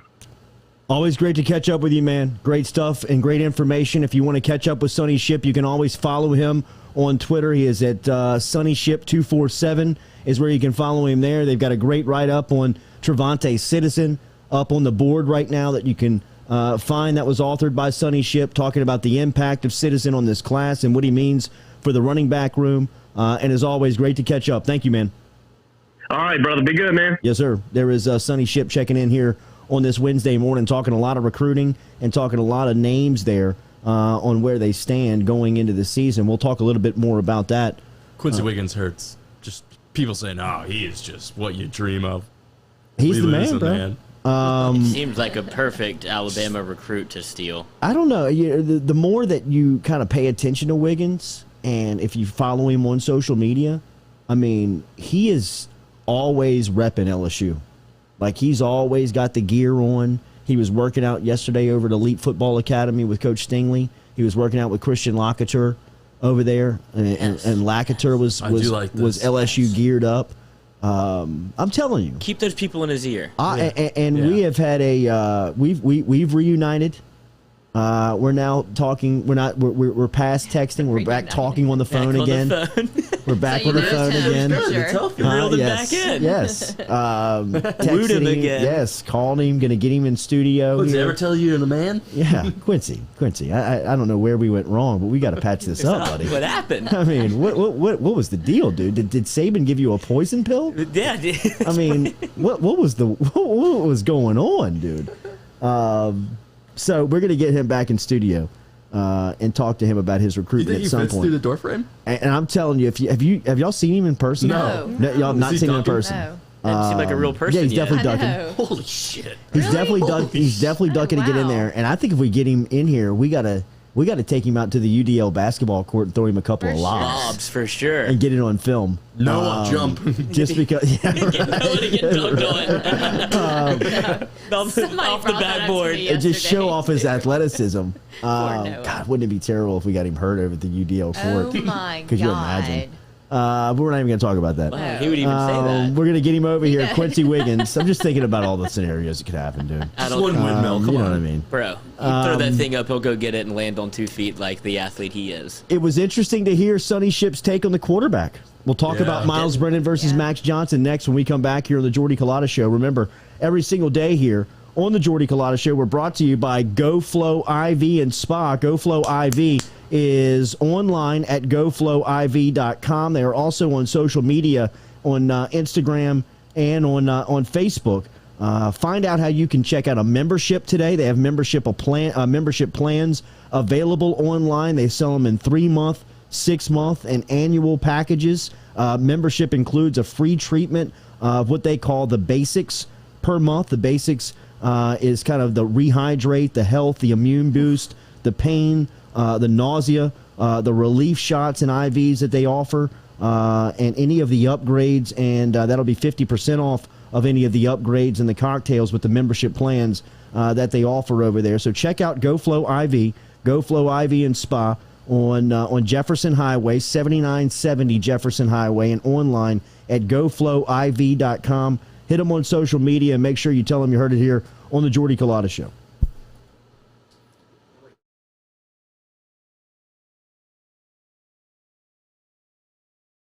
Are you self-employed? Then you need to learn about Angel Oak's Home Loans Bank Statement program that they're offering, which makes you eligible as a self-employed borrower to purchase or refinance a home without requiring a tax return. If you want to learn more, get in touch with me. Email me, jordy@jordyculottashow.com, to learn about the bank statement loan program offered by Angel Oak. jordy@jordyculottashow.com to learn more.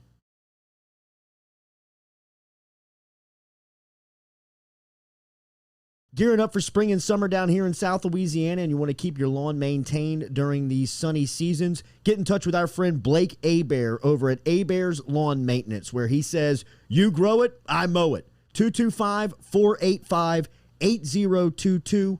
225-485-8022 is where you can find Abear's Lawn and Maintenance, the official lawn and maintenance company of the undisclosed location.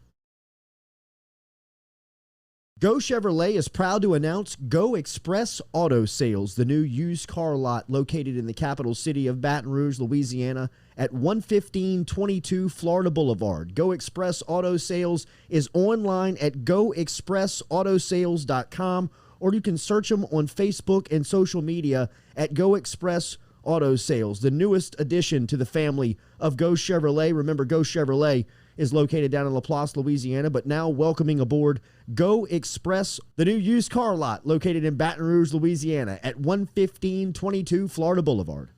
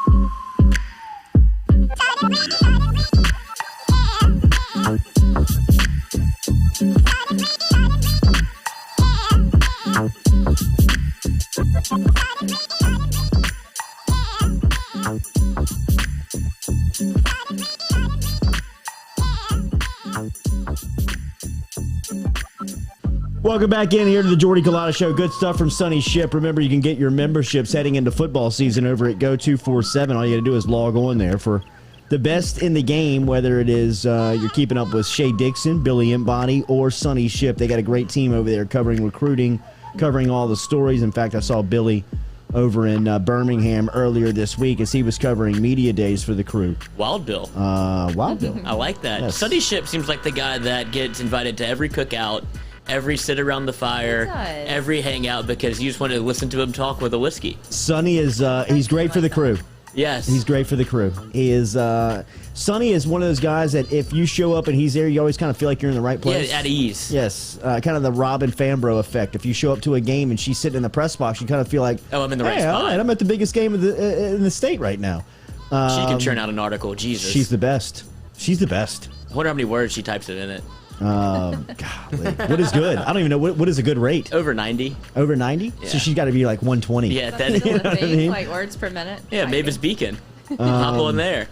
Typing shark. Nothing more intimidating than walking into somebody's office and hearing the... Yes. Like just see, I would do that and just not be typing anything. Me too. I would just be clapping away. Oh, absolutely. Oh, you're here? Yeah, right. Oh, it's good to see you. We've been expecting you. Yeah, I can squeeze you in. Yeah, you walk into Pulmonary's office, except he's doing that on Tiger Dropping. He's just clicking. Lineup furiously. changes. Yeah. Search pulmonary one. By the way, I worked out yesterday over at Traction. Good, very good. Yes, I worked out extra Traction over at Traction. Clay Moffitt was running this group. Gavin Dugas, Cade Doty, Ben McDonald's son, who's over at Denham Springs. A youngster looks just like Ben. He must be Has the same haircut. Has the same haircut. Really? Yes, Really? they both go military crew cut. Same jawline, same 1950s Billy Cannon. Yes. Crew cut. I mean, just tight on the sides Cost about $1. and the spike in the front. Do you think they cut their own hair? Does Ben do that for, like, he cuts his hair? Then No, he cuts I got to his- imagine they've got like an old school barber. Like that old they go military to. trimmers? Sure. Like even like the straight edge. You know I what do I like mean? a straight Really? edge. But we don't know that. You're just guessing, huh? I'm guessing on that. But it looks very much like an old barber shop that cuts their hair. It's the old fastball down the middle. It's number one when Oh, you no walk doubt. into the barber shop. Like, yeah, we still do that. Oh, It's the is this first good? picture. It's the $8 cut. Yes. I believe he's going into his senior season. Big? Yes. Yeah. Jace? Jay. Is that his Jace. name? Jace? Yeah, Jace Oh, McDonald. Jace, Jay Johnson, Jace McDonald. He's steadily rocking LSU stuff. Yeah, I mean. He's always rocking LSU gear. I want to say he is coming off of an injury, that he had an injury that he's rehabbing, but he's doing that with Clay Moffitt. I know we've talked about Clay Moffitt on this show before, and yesterday working out in Traction and just seeing his group grow of the people that are obviously coming and just recognizing that he is getting results. I know we talked to Coach Tommy Moffitt about this a couple of weeks back when he stopped by here. But it was good to see all his baseball. It was a lot of those baseball guys. It was Gavin Dugas, Cade Doty was in that group. There was a couple other ones that were working out alongside him as well. But If anybody has the blueprint, I'd imagine it's a Moffitt. yes, Endless core. and they Miles, are get at it. You ever see the Chris Carson? Someone sent me it. It was a video of Chris. He's squatting like 7 plates, and then he has the bands. And Yes, oh my god! it's like picking up a car from one of those. It's like, bro, what? How do you get that strong? Hashtag leg day. I'm like, good. Guess so. That's his man. leg day? What is going on here? Going to be the next Fast and Furious. Okay, Jace is at he's at LSU. he's at UNEED. He's at LSU. I thought so, I He's at thought so. LSU. That's an easy transfer. It is very much an easy transfer. We've seen it so many times happen over here at LSU. Don't forget, Daily, we're brought to you by Falaya Real Estate, online at falaya.com. Get in touch with Barrett Blondo and his crew down here because they're changing the way real estate is bought and sold. If they have realized everything is changing around them, now it's time for the way that you buy and sell a house to change, and Falaya has cornered that. From virtual tours to push-button offers, Falaya is redefining how real estate is bought and sold. For more information, visit Falaya.com or download the Falaya app today inside of your Apple and Google stores, and especially if you are if you like doing things yourself. If you want to save some cash, save some time, check out Falaya Real Estate. It's do-it-yourself for selling your house. For more information, visit Falaya.com. It was interesting to hear Sonny Shipp's take on the LSU quarterback position. We've heard a lot of debate on Max Johnson and Myles Brennan. A lot of that was kicked up earlier this week with Ed Orgeron's stop over in Hoover, Alabama for SEC Media Days. And it seems like this is becoming a very polarizing topic the closer that we get to fall camp. Myles Brennan, of course, freak injury last year after a couple of weeks as LSU starter, and up to that point had done nothing, had played to a level where he deserved to be the LSU starting quarterback, right? Over 1,000 yards in 3 games. Yes, I mean he was on a record-setting pace, and really was showing that he, like we all believe, and like you've heard here on the Jordy Culotta show, know that he can make every throw, right? Like Myles Brennan to me has an NFL arm yesterday. I mean he's had an NFL arm.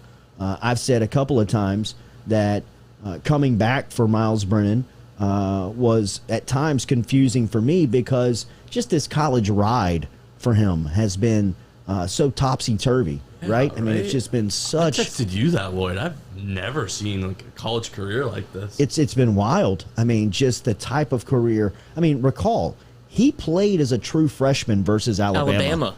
He got into the game in Tuscaloosa versus Alabama as a true freshman. There's some darts. Then his sophomore season, he did. Then his sophomore season, he was redshirt. And then Joe Burrow shows up.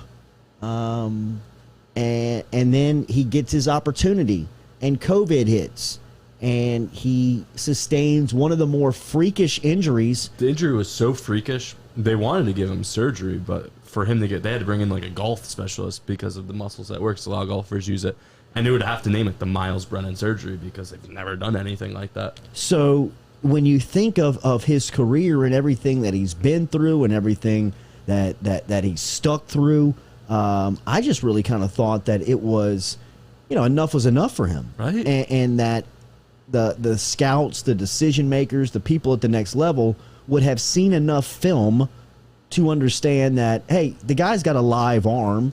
Once you work him out at a pro day, once he goes through a combine type setting, you see all the ancillary parts. And to me, he's a pro. He's a guy that could be collecting a check or will be collecting a check to play football. I just think when you look at the 32 starting quarterbacks in the league, and then you look at the 32 backups in the league, and you look at some of the third-string guys in that league. Christ, if Christian Ponder got drafted. Myles Brennan. First-round pick. There's no way that there's 64 better quarterbacks in this country than Myles Brennan. I'm not going to believe that. I don't believe arm-wise when you just look at the arm strength and how he can deliver a football. I mean, one of the things that I'll always remember is somebody telling me, a wide receivers coach told me about Myles Brennan, is that he throws, if not the most catchable, one of the most catchable footballs that there is. I mean, just the touch, the spin, the accuracy. He is an expert football thrower. You know what I mean? He is a master of throwing the football. I think the other parts of the game is why I believe Max Johnson has the advantage in this competition. Mm-hmm. But going into something that Sonny said and has brought attention to, that I think when you talk to people about this quarterback competition, there is a underlying tone of what's going to happen if he names Max Johnson the starting quarterback in fall camp. Is that going to spur Myles Brennan to jump into the transfer portal and go somewhere and leave LSU with one quarterback that's played any snaps at this level and then a true freshman in Garrett Nussmeier? Because if that's the scenario, you're one play away from being and looking at a true freshman and kind of being in the same situation that LSU football has habitually been in when you think about the quarterback spot. You take out the Burrow years, those 2 years where you had some stability there under center. I mean, routinely LSU was recruiting somebody or going after a high-valued freshman, and then once they got on campus, were turning, looking to them and saying, save us. Whether it was Brandon Harris, whether it was Anthony Jennings, I mean, the list goes on and on of guys that you just look at and you say, hey, we don't have any more options at quarterback, and you've got to play this week even though you're not ready to do that. Myles Brennan almost. I mean, really? man, throwing him in as a true freshman when he was not prepared to do that. Physically, mentally. I mean, go back and look at him trotting onto Bryant-Denny Stadium's field as an 18-year-old. I mean, he looks like a toothpick out there. But, like I said, made a couple of plays, but was nowhere near ready to play. It's borderline reckless putting him out there. It was. I mean, he's 180 pounds. And if you look at LSU, in the scenario that they could face this season, if they do name Johnson the starter in preseason camp or they have him in there early, and what that could, the trigger effect that could have on the roster and on the depth chart, it could be insurmountable if you were to lose Johnson or lose that guy at the position, and you're staring at a true freshman quarterback and asking him to bail you out. And not only do you have to have his reps way too early, you run the risk of throwing him all out of whack. You know what I mean? Like, not allowing him to develop the correct way, in the sense of, when you've got some veterans in front of a talented true freshman like Nussmeier is, I mean, the calendar and the clock should be set to where he doesn't have to take a meaningful snap until next year sometime, or possibly 2 years, when you think about the possibility of Johnson coming back next year, and the scenario of him being the starting quarterback and being stable in that position, and Nussmeier being the bona fide backup, and then Walker Howard, kind of being your third string redshirt freshman or true freshman type role.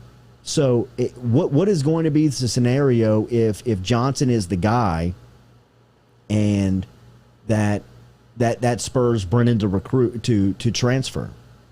I think that is a scenario that Ed Ogeron and that Jake Peets that they are weighing. Which wire do you cut? Is which way do you go, right? I mean, how do you handle this? If it's clear that they know who the better player is, because Ed Ogeron said that 2 weeks ago on his radio hit down at WWL in New Orleans with Bobby Hebert and Christian Garrick and Mike Detillier. I mean, he said it. He said that the locker room knows who the better player is. The coaches know who the better player is. Now they have to go out on the field and prove that and get that respect by what they do in practice and earning the position. Well, if it's that clear cut, then from a coaching standpoint, you're not going to go with the guy that you least thinks give you the best chance to win, right? I mean, if Ogeron's out there saying, we know who the guy is, coaches know, players know, well, are you going to sacrifice that mentality and that information that you know from your team? Like, your locker room knows it. You said it in public. And by the way, if it's that clear cut, to me, I think it's Max Johnson, just because of everybody I've spoke to around the facility, around the team, around LSU football. When they speak of the quarterback position, they speak of Max differently than they do Myles. And I don't think I'm the only one that's saying that. I think anybody that has access to the program and has people that they talk to within LSU football would tell you the same thing. Is this a scenario where LSU's trying to have its cake and eat it too, where you trot Myles Brennan out there for the first snap against UCLA, and just because you can, you say the difference is very clear cut, but it seems like if it might be splitting hairs in terms of they're both very good. So why would you not keep Myles Brennan around? I mean, you're basically pulling the wool over his eyes, and he would be on the hottest seat of hot seats if he comes in against UCLA, starts, doesn't play well, and then you put Max Johnson in the second half, and then Myles Brennan does what?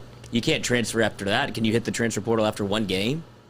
You can now. I know you can, but who would how does that work? You got to go into a new team, new system. Do you redshirt? That would. Does he even have a redshirt left? I don't think he does. COVID. I don't know how that would be handled. I don't know how you would handle that scenario, but I've got to imagine that there are conversations that have been had or are presently underway between either Myles Brennan's parents, and other schools of possibilities of what could be. And man studying multiple playbooks right now? Not multiple playbooks, but I think he's looking at scenarios where he could probably step in and understand what's going on. Mississippi State, they run 15 plays. Texas, Steve 13. Sarkisian. I mean, I'd imagine that Steve Sarkisian probably looks at Myles Brennan and says, "Hey, man, come in for a year. I'll put up numbers for you and turn you into somebody that they've got to talk about on draft day just because of the production, and you're going to be my quarterback every single down."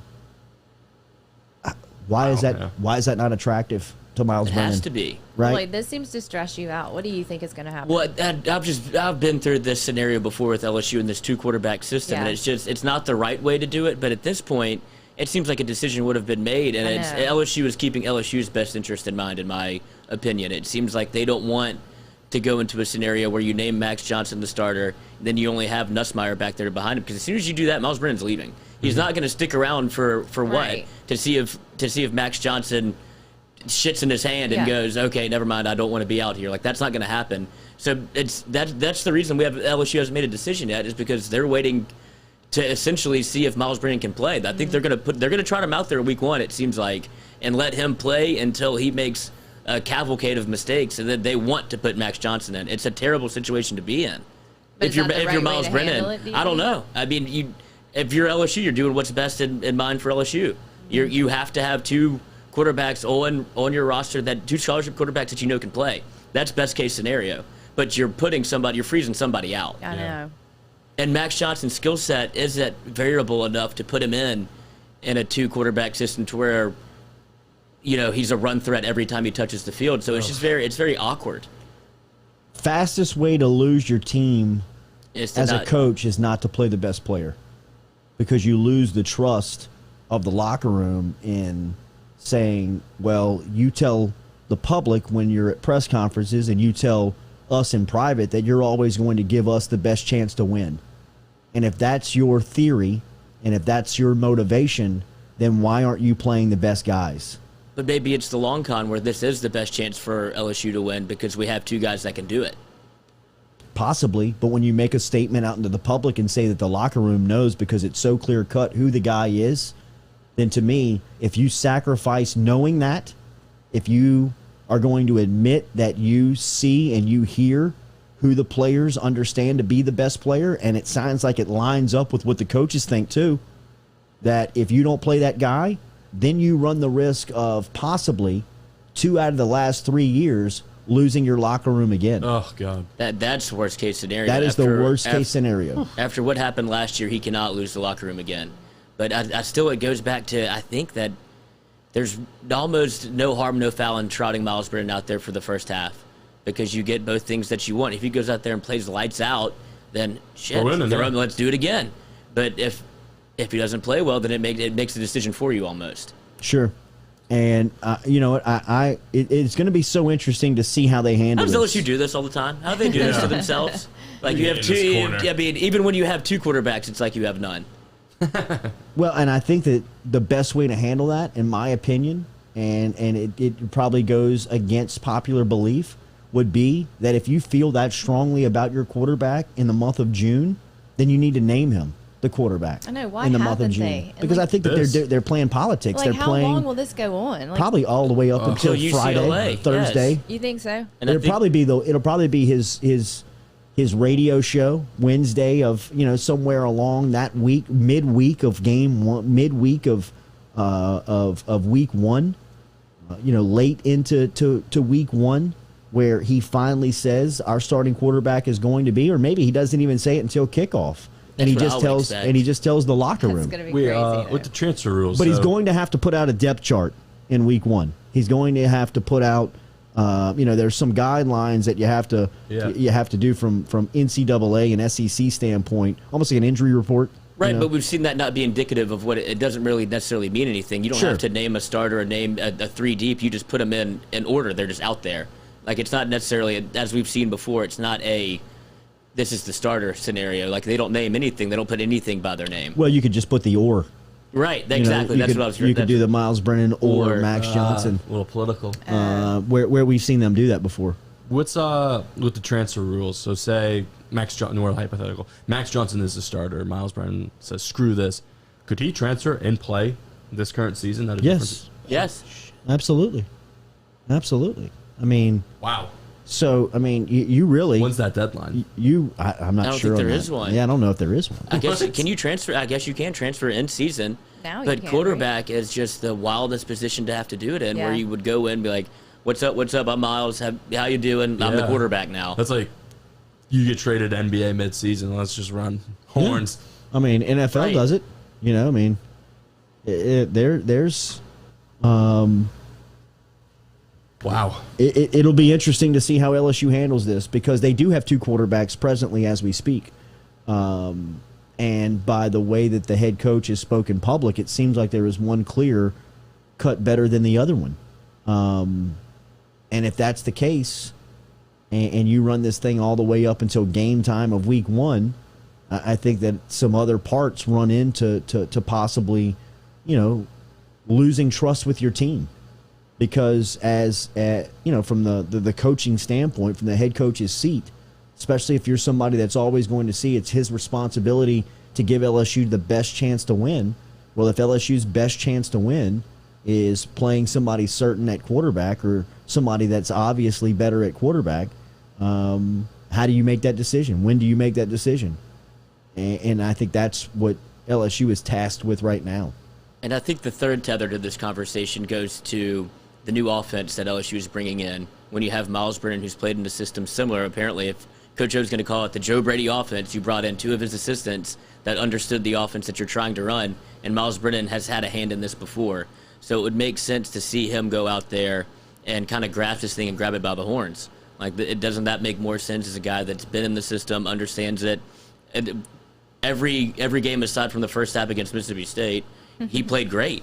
So it's a system that works for him. Even, RPOs be damned. Like, he's not a run threat, but like you said, he's an expert level thrower.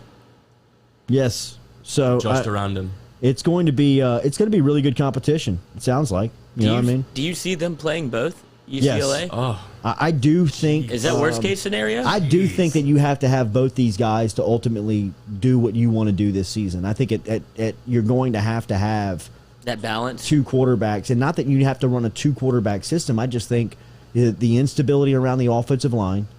I'm seeing it in my mind, them jogging on and off, and it's just a disaster. Yeah, no, a 2 quarterback system is terrible. Yeah, it brings back PTSD almost. You don't want a 2 quarterback system, but I think, like Sonny said, both of these guys at times throughout the year are going to have to play if LSU is going to win a championship. You can't be without one or the other. Because I think that the backup quarterback, whoever it's going to be, is going to play a major role on this team just because of the surrounding parts to the quarterback, and most notably the offensive line and running back.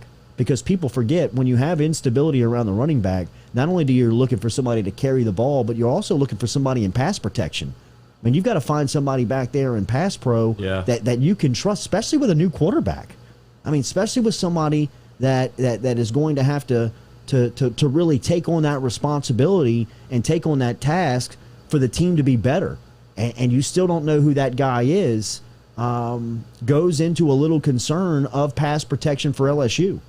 And where there is, some question marks around the offensive line, you're going to have a new starter at left tackle. You're going to have guys that are very unproven in front of him, whoever the quarterback is going to be. I think at times in this season, both of them are going to have to play meaningful snaps. And I'm not saying and laying out a 2 quarterback system. I'm just saying that you're going to have to play both quarterbacks throughout the year, in my opinion, just because of the instability of the surrounding parts to that guy, to that position.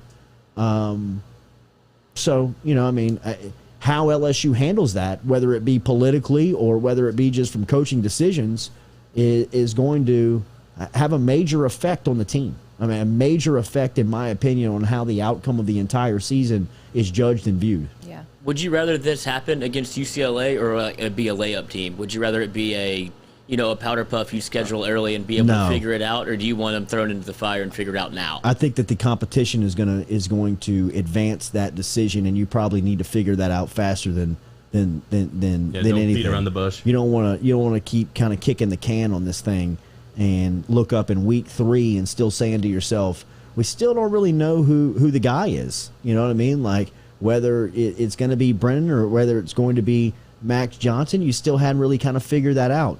A team like UCLA should be able to smoke that out pretty quick, right? Or quicker than McNeese will. Yeah. No offense, Frank.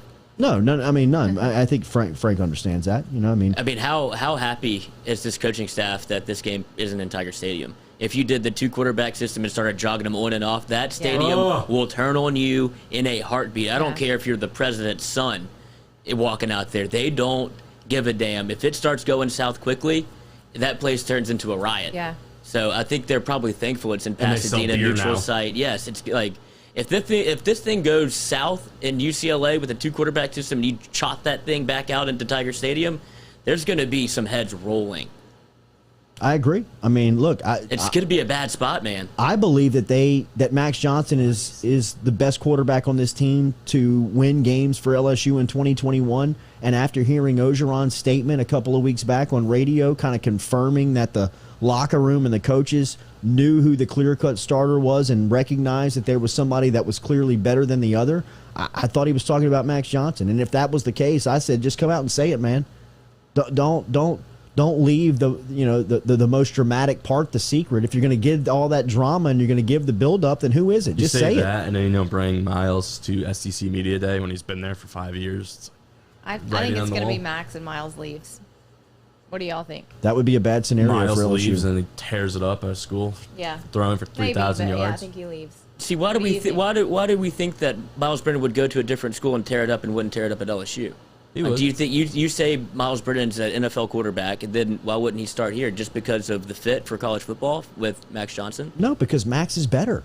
It doesn't mean that he's not an NFL quarterback. It means that they have 2 NFL quarterbacks on the roster. Well, he's saying, why do you think Myles is going to tear it up in the NFL? I don't. If he's going to leave. No, I don't think that he'll tear it up. I think that he's got one skill set that he is an expert at. But it takes a lot to be a quarterback. Mm-hmm. You know what I mean? A quarterback has to have a full arsenal of a skill set. And it comes in brains, it comes in arm, it comes in athleticism, it comes in all types of things in playing that spot, right? I mean, there is a ton. To me, it's the most difficult position in sports. Yes, without a doubt. It's one of the most difficult positions on the planet. That's why there's only about 6 to 8 guys that really do it at a championship level year in, year out that you really can talk about. I mean, think about it. There's 32 of these guys on the planet. There's 32 starting quarterbacks on the planet, and there's really only about 6 of them. And you could be on the most dog crap team, but if you have a good quarterback, you have a shot. Probably win it. And I can tell you that translates all the way down to youth flag football. No, I'm not trying to bring that up, but if you have a quarterback at any level, high school, middle school, college, NFL, you got a shot. You got a chance, right? And LSU's got 2 quarterbacks that give them a chance to win. But when you look at them holistically and you look at them from an evaluation standpoint and you come to terms with who gives LSU the best chance to win week in, week out, to me it's clear cut that it's Max Johnson because his skill set translate to what LSU wants to be offensively. Think about where they were. Now, Orgeron keeps saying that they're getting back to the Joe Brady offense. How many times have you heard Joe Brady offense from Orgeron's mouth over the last 6 months? Right? DJ Mangas, Jake Peets, guys that were here, George Munoz that were here during that time period where LSU was the most successful offensive college football team ever. Ever. I mean, think about the skill set of the quarterback and what he brought. He didn't do one thing great. He did a couple of things really good. He did a couple of things at an expert level. He was very well proportioned as a quarterback. To me, Myles Brennan has 100% capacity in arm strength and being able to throw the ball. Accuracy. I mean, when it comes to throwing a football, to me, Myles Brennan is an expert. Better arm than Max? Yes. Yes. Better arm than Joe Burrow. Mm. Had a better arm than Joe Burrow 2 years ago. I mean, an expert of a football thrower. But the ancillary parts to playing the position, the athleticism, the ability to keep the play alive with his feet, the aura, the demand of the huddle in the locker room, the leadership qualities, the mentals, the mental part of the game, the preparation, everything that goes into playing the position. To me, Max Johnson has more good in those departments than Myles does. I'm not discounting Myles. Yeah. I'm not saying that Myles is poor or below average in any of that stuff. All I'm saying is that Max is better. Yeah. And that he gives LSU the best chance to win every Saturday. If I'm a defensive coordinator and I'm playing LSU, Max Johnson's going to leave me more sleepless nights than Myles Brennan is. Max Johnson's going to keep me up sweating on how am I going to defend him compared to if you put Myles Brennan out there, I know that he's just kind of drop back 3 to 5 steps, play action, and I can pin my ears back, and if I can go get him and I can hit him, he's going to be rattled. If I can put him off of his mark, if I can make him shift and move out of the pocket, I got a chance. Max Johnson stresses me out a little more because he can keep plays alive. He's a little bit more athletic. If he gets out of the pocket, he can run. He can pick up some positive yards with his feet. And he can make the throws too. So that's what it comes down to me when I just evaluate the spot. It's not as if it's Max Johnson and it's you don't even think about Myles Brennan. No, Myles Brennan is a very good competitor at the quarterback position in this race, but when it comes down to the competition, I think that Max is better than Myles. And when the coach says that it's clear-cut who the better player is, and that he always states that it's his responsibility and task to give LSU the best chance to win football games, and that, to me, that is defined by playing the best players. And Max Johnson, to me, is the best player at quarterback for LSU. Does it concern you at all after Coach O said whenever he was deciding between TJ Finley and Max Johnson that he decided on one practice? That he saw a competition Tuesday or whatever it may be. They ran a 2-minute goal line scenario, and TJ Finley won the reps that day, so that's how he picked the starter for the next 3 weeks.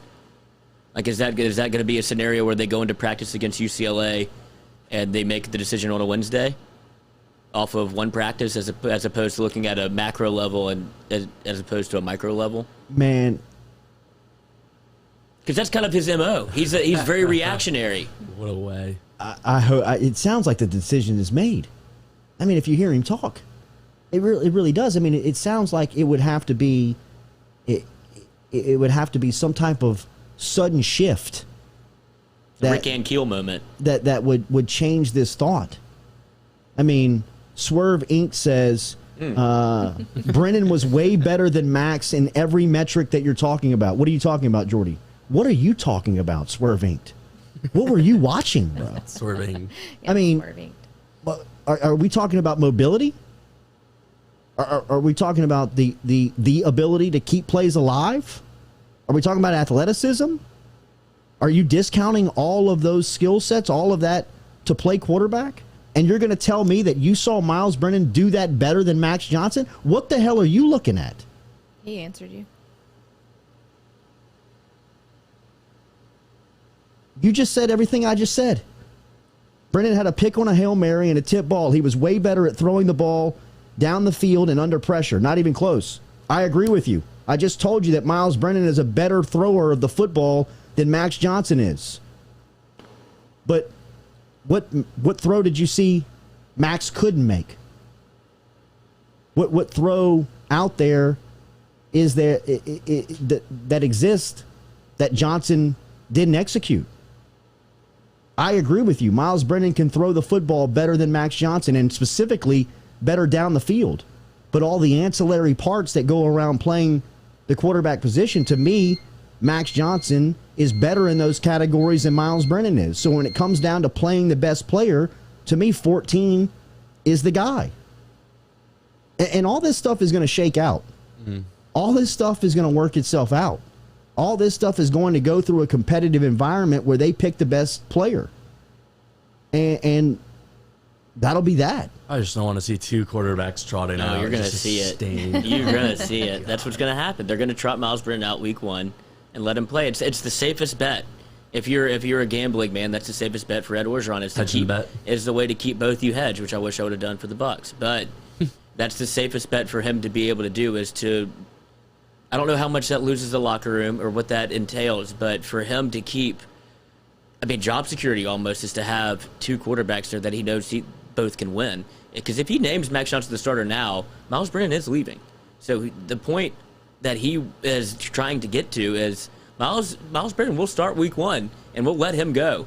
And then if it's not great, I still have Max Johnson back there, and it makes it, then you go back into competition again on week 2. Or they do both. There's a scenario where you see Myles Brennan start, and you see Max Johnson work in. It's going to be, I don't think it's as cut and dry as it should be, but it's because of the TJ Finley transfer, which puts you kind of behind the 8 ball. Had to transfer. Yeah. Because I think if TJ Finley's still here, he names Max Johnson the starter. Yeah, I agree with that. No, I think that there is definitely a security role that's playing for Ed Orgeron in how and when and where he announces who his starter is, especially if it's going to be Johnson. But can't we all agree that if Myles Brennan was the quarterback of this team, that it would have been announced? It would have been an SEC Media Day, right? As Jack said. If it was that clear that Myles was the guy, then it's safe to say. We've heard Brad Johnson say that Max Johnson's not leaving if they name somebody else the quarterback. Right. He said it here on this show. You can go back and pull the interview. He said, look, Max Johnson's mentally strong. And I'm not saying that somebody's mentally weak for leaving if they lose competition. I understand that the time crunch that Myles Brennan is up against, he doesn't have any more years to negotiate. He needs to play now, is what he's thinking. And I get that.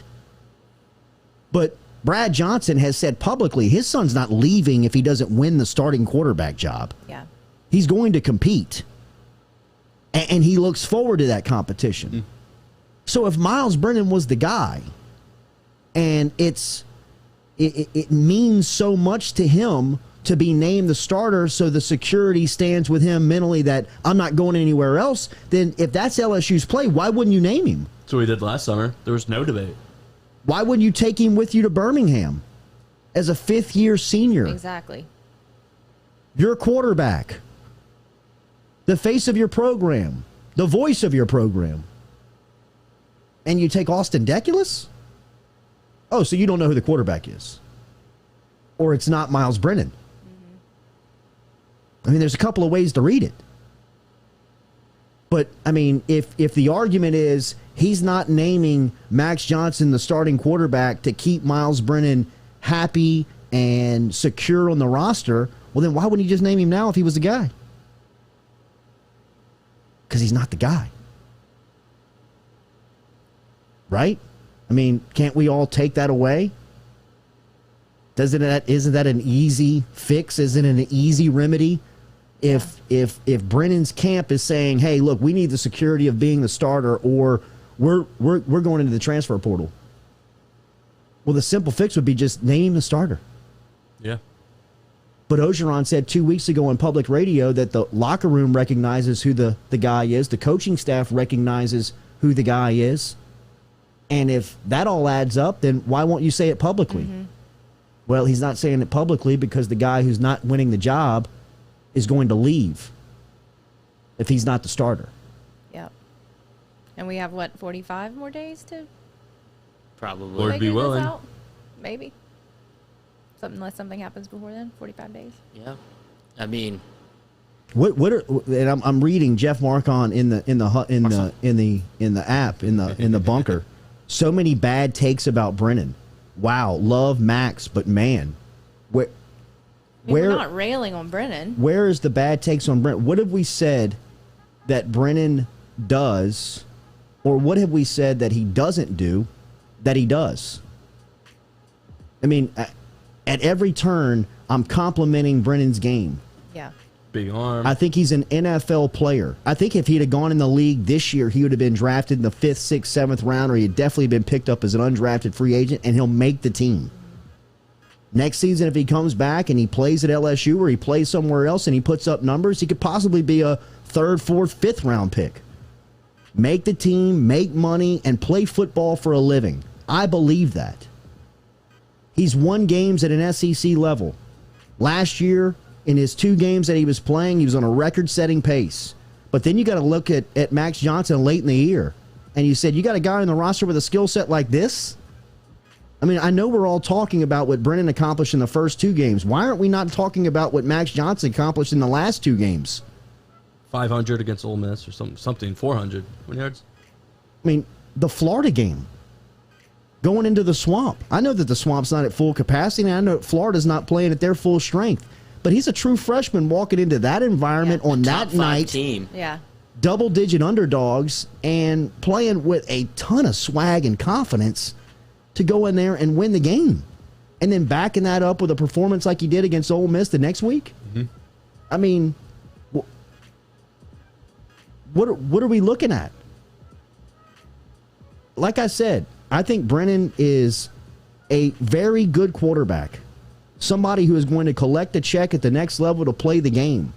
He's also somebody that is very heady. He's very smart. He's been around the game, seen all types of scenarios. I mean, think about the offenses that he's played in. Coming out of St. Stanislaus, where they were throwing it 60 times a game, to Matt Canada, to Steve Ensminger, to Joe Brady, to DJ Mangus, to Jake Peets. I mean, he's got a ton of experience of playing in different offensive systems. But when it comes down to the 2021 edition of LSU football, and you've got Max Johnson and Myles Brennan on the roster, while both of them are very good and both can win games at a high level for you in college football and in the SEC. When you look at both of them, one's got to be better than the other one to play on Saturday. Yep. And to me, 14's just a little bit better than 15. And when it comes down to it, the head coach's responsibility, like he says all the time, is to give LSU's football team the best chance to win. Well, then Johnson gives you the best chance to win week in, week out. But like I said, we'll see, man. It's going to be interesting stuff. Running out of time. It's going to be it's going to be great competition too, because I think that there are going to be days that Myles wins and there's going to be days that Max wins in the competition. Leave it to LSU to mess it up. I don't even know if it's messing it up. It's just it's splitting hairs at this point. It's so close, and then, like I said, once you get to the point where would I rather have 2 than 1, it almost kind of makes your decision for you if that's what you're concerned about. Swerve ain't. Get the hell out of here, bro. Talking about because the metrics don't match with your analysis. Florida and Ole Miss's defenses were worse than Mississippi State's and Missouri's. What about Vanderbilt? Are you kidding me with that take? Are you really going to talk about the defenses rather than Myles Brennan and Max Johnson against those guys?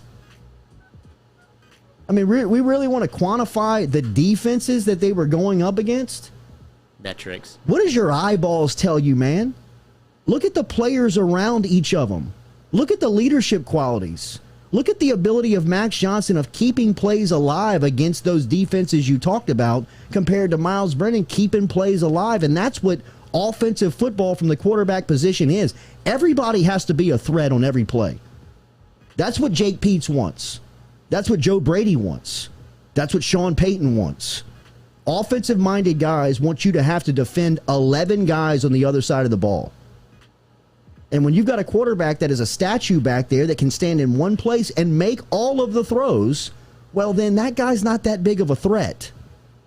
Because I can either blitz him off the edge, I can blitz him in different scenarios, and especially when you got an offensive line that is average at best, below average at certain positions. At certain spots, I can isolate one-on-ones and have the advantage and get to your quarterback. Well, your quarterback better be able to move. He better be able to keep plays alive. Just lost his blind side. And that's what you come at me with? It's not a take, it's facts? No, bro, that's weak. Turn on the film and watch the game, and you're going to tell me that stuff? I mean, I get it. You like Myles Brennan. I'm going with Max Johnson. We'll see at the end of the day who plays. Can't even spell his name right. I mean, that's... And we appreciate Swerve and everybody in the bunker for... I get you. It's Swerve. No, and this is... I'm not trying to... I mean, come back tomorrow. I mean, I love that you're here. I want you here. I'm not trying to... But it makes it great. But it's good debate. Yeah, it's great debate. I'm telling them I appreciate everybody in the bunker for making this happen. it's love a debate. It's great debate, but I mean, Max Johnson's the better quarterback on LSU's team. We can keep going back and forth on all this stuff, but I mean, it's obvious that Max Johnson's the best quarterback on LSU's team. I mean, the head coach says it, the teammates say it, the support staff says it, the rest of the league says it. I mean, when you're talking around LSU, I went on 7 spots on Monday at SEC Media Day talking about LSU football. Everywhere from Huntsville, Alabama, to Atlanta, to Texas, to College Station, to all of the market, Nashville, all of the markets in the SEC. Mm-hmm. Everybody speaks of LSU like Johnson is the guy. I mean, it's not just recognized by us over here, or even Ed Ogeron 2 weeks ago. I mean, the rest of the conference recognizes that Johnson is LSU's quarterback, at least at this point going into the year. He feels like he's the one. He's the one they're more afraid of. Yes. Defensive coordinators sweat Max Johnson much more than they do Myles Brennan. Good debate. Good stuff today. Thanks, everybody. Tyrus Thomas is getting a COVID test this morning. He really is? Yeah. Okay. You're just throwing out there like some random excuse. No. He texted. He texted and said, no. Definition of middle July sports talk. I mean, there's no LSU sets you up for this every time. There's never a dry day with LSU football. No. Check out the podcast. It's always brought to you by RMB Builders. Check them out there at rmb-builders.com. They're great, man. You can find them online. They're on social media, whether you need a custom-made home, whether you need a commercially licensed project done, or whether you need some restoration done around the house, or just a simple handyman job. Get in touch with RMB Builders. Rhett Bourgeois and his crew at rmb-builders.com. Enjoy your Wednesday. We'll be back with you tomorrow morning at 7 a.m. as we'll recap the latest on SEC Media Days. We'll hear today from Nick Saban and Mike Leach. We'll recap what those guys have to say over in Birmingham. Who and we'll else? get you A&M set up to Vanderbilt. Is Vanderbilt today? Oh, I think Alabama, Vanderbilt this morning. Let's and watch TV. Mississippi Let's live State, tweet A&M this Vanderbilt. afternoon. Who's Vanderbilt's new coach? Oh, I just saw it chump. yesterday. Poor guy. Clark Lee is his name. Sounds like a Clark. made-up name. Clark, yeah. I you knew got- it was Alabama, Vanderbilt are the morning session, and then Mississippi State and Texas A&M this afternoon. Tomorrow, last day, will be Missouri, Arkansas, and then the final coach that will be presented will be Brian Harsin and Auburn, as they will be there. They'll be there for the final day on SEC Media Days. Swerve Inked. It was good to go back and forth with you. Facts are weak, feels are strong. Swerve, Jay, You're wrong, bro. Jeff. You're wrong. Enjoy your PFF article, Swerve Inked. Yeah, right. All right, we'll talk to you tomorrow morning, 7 a.m.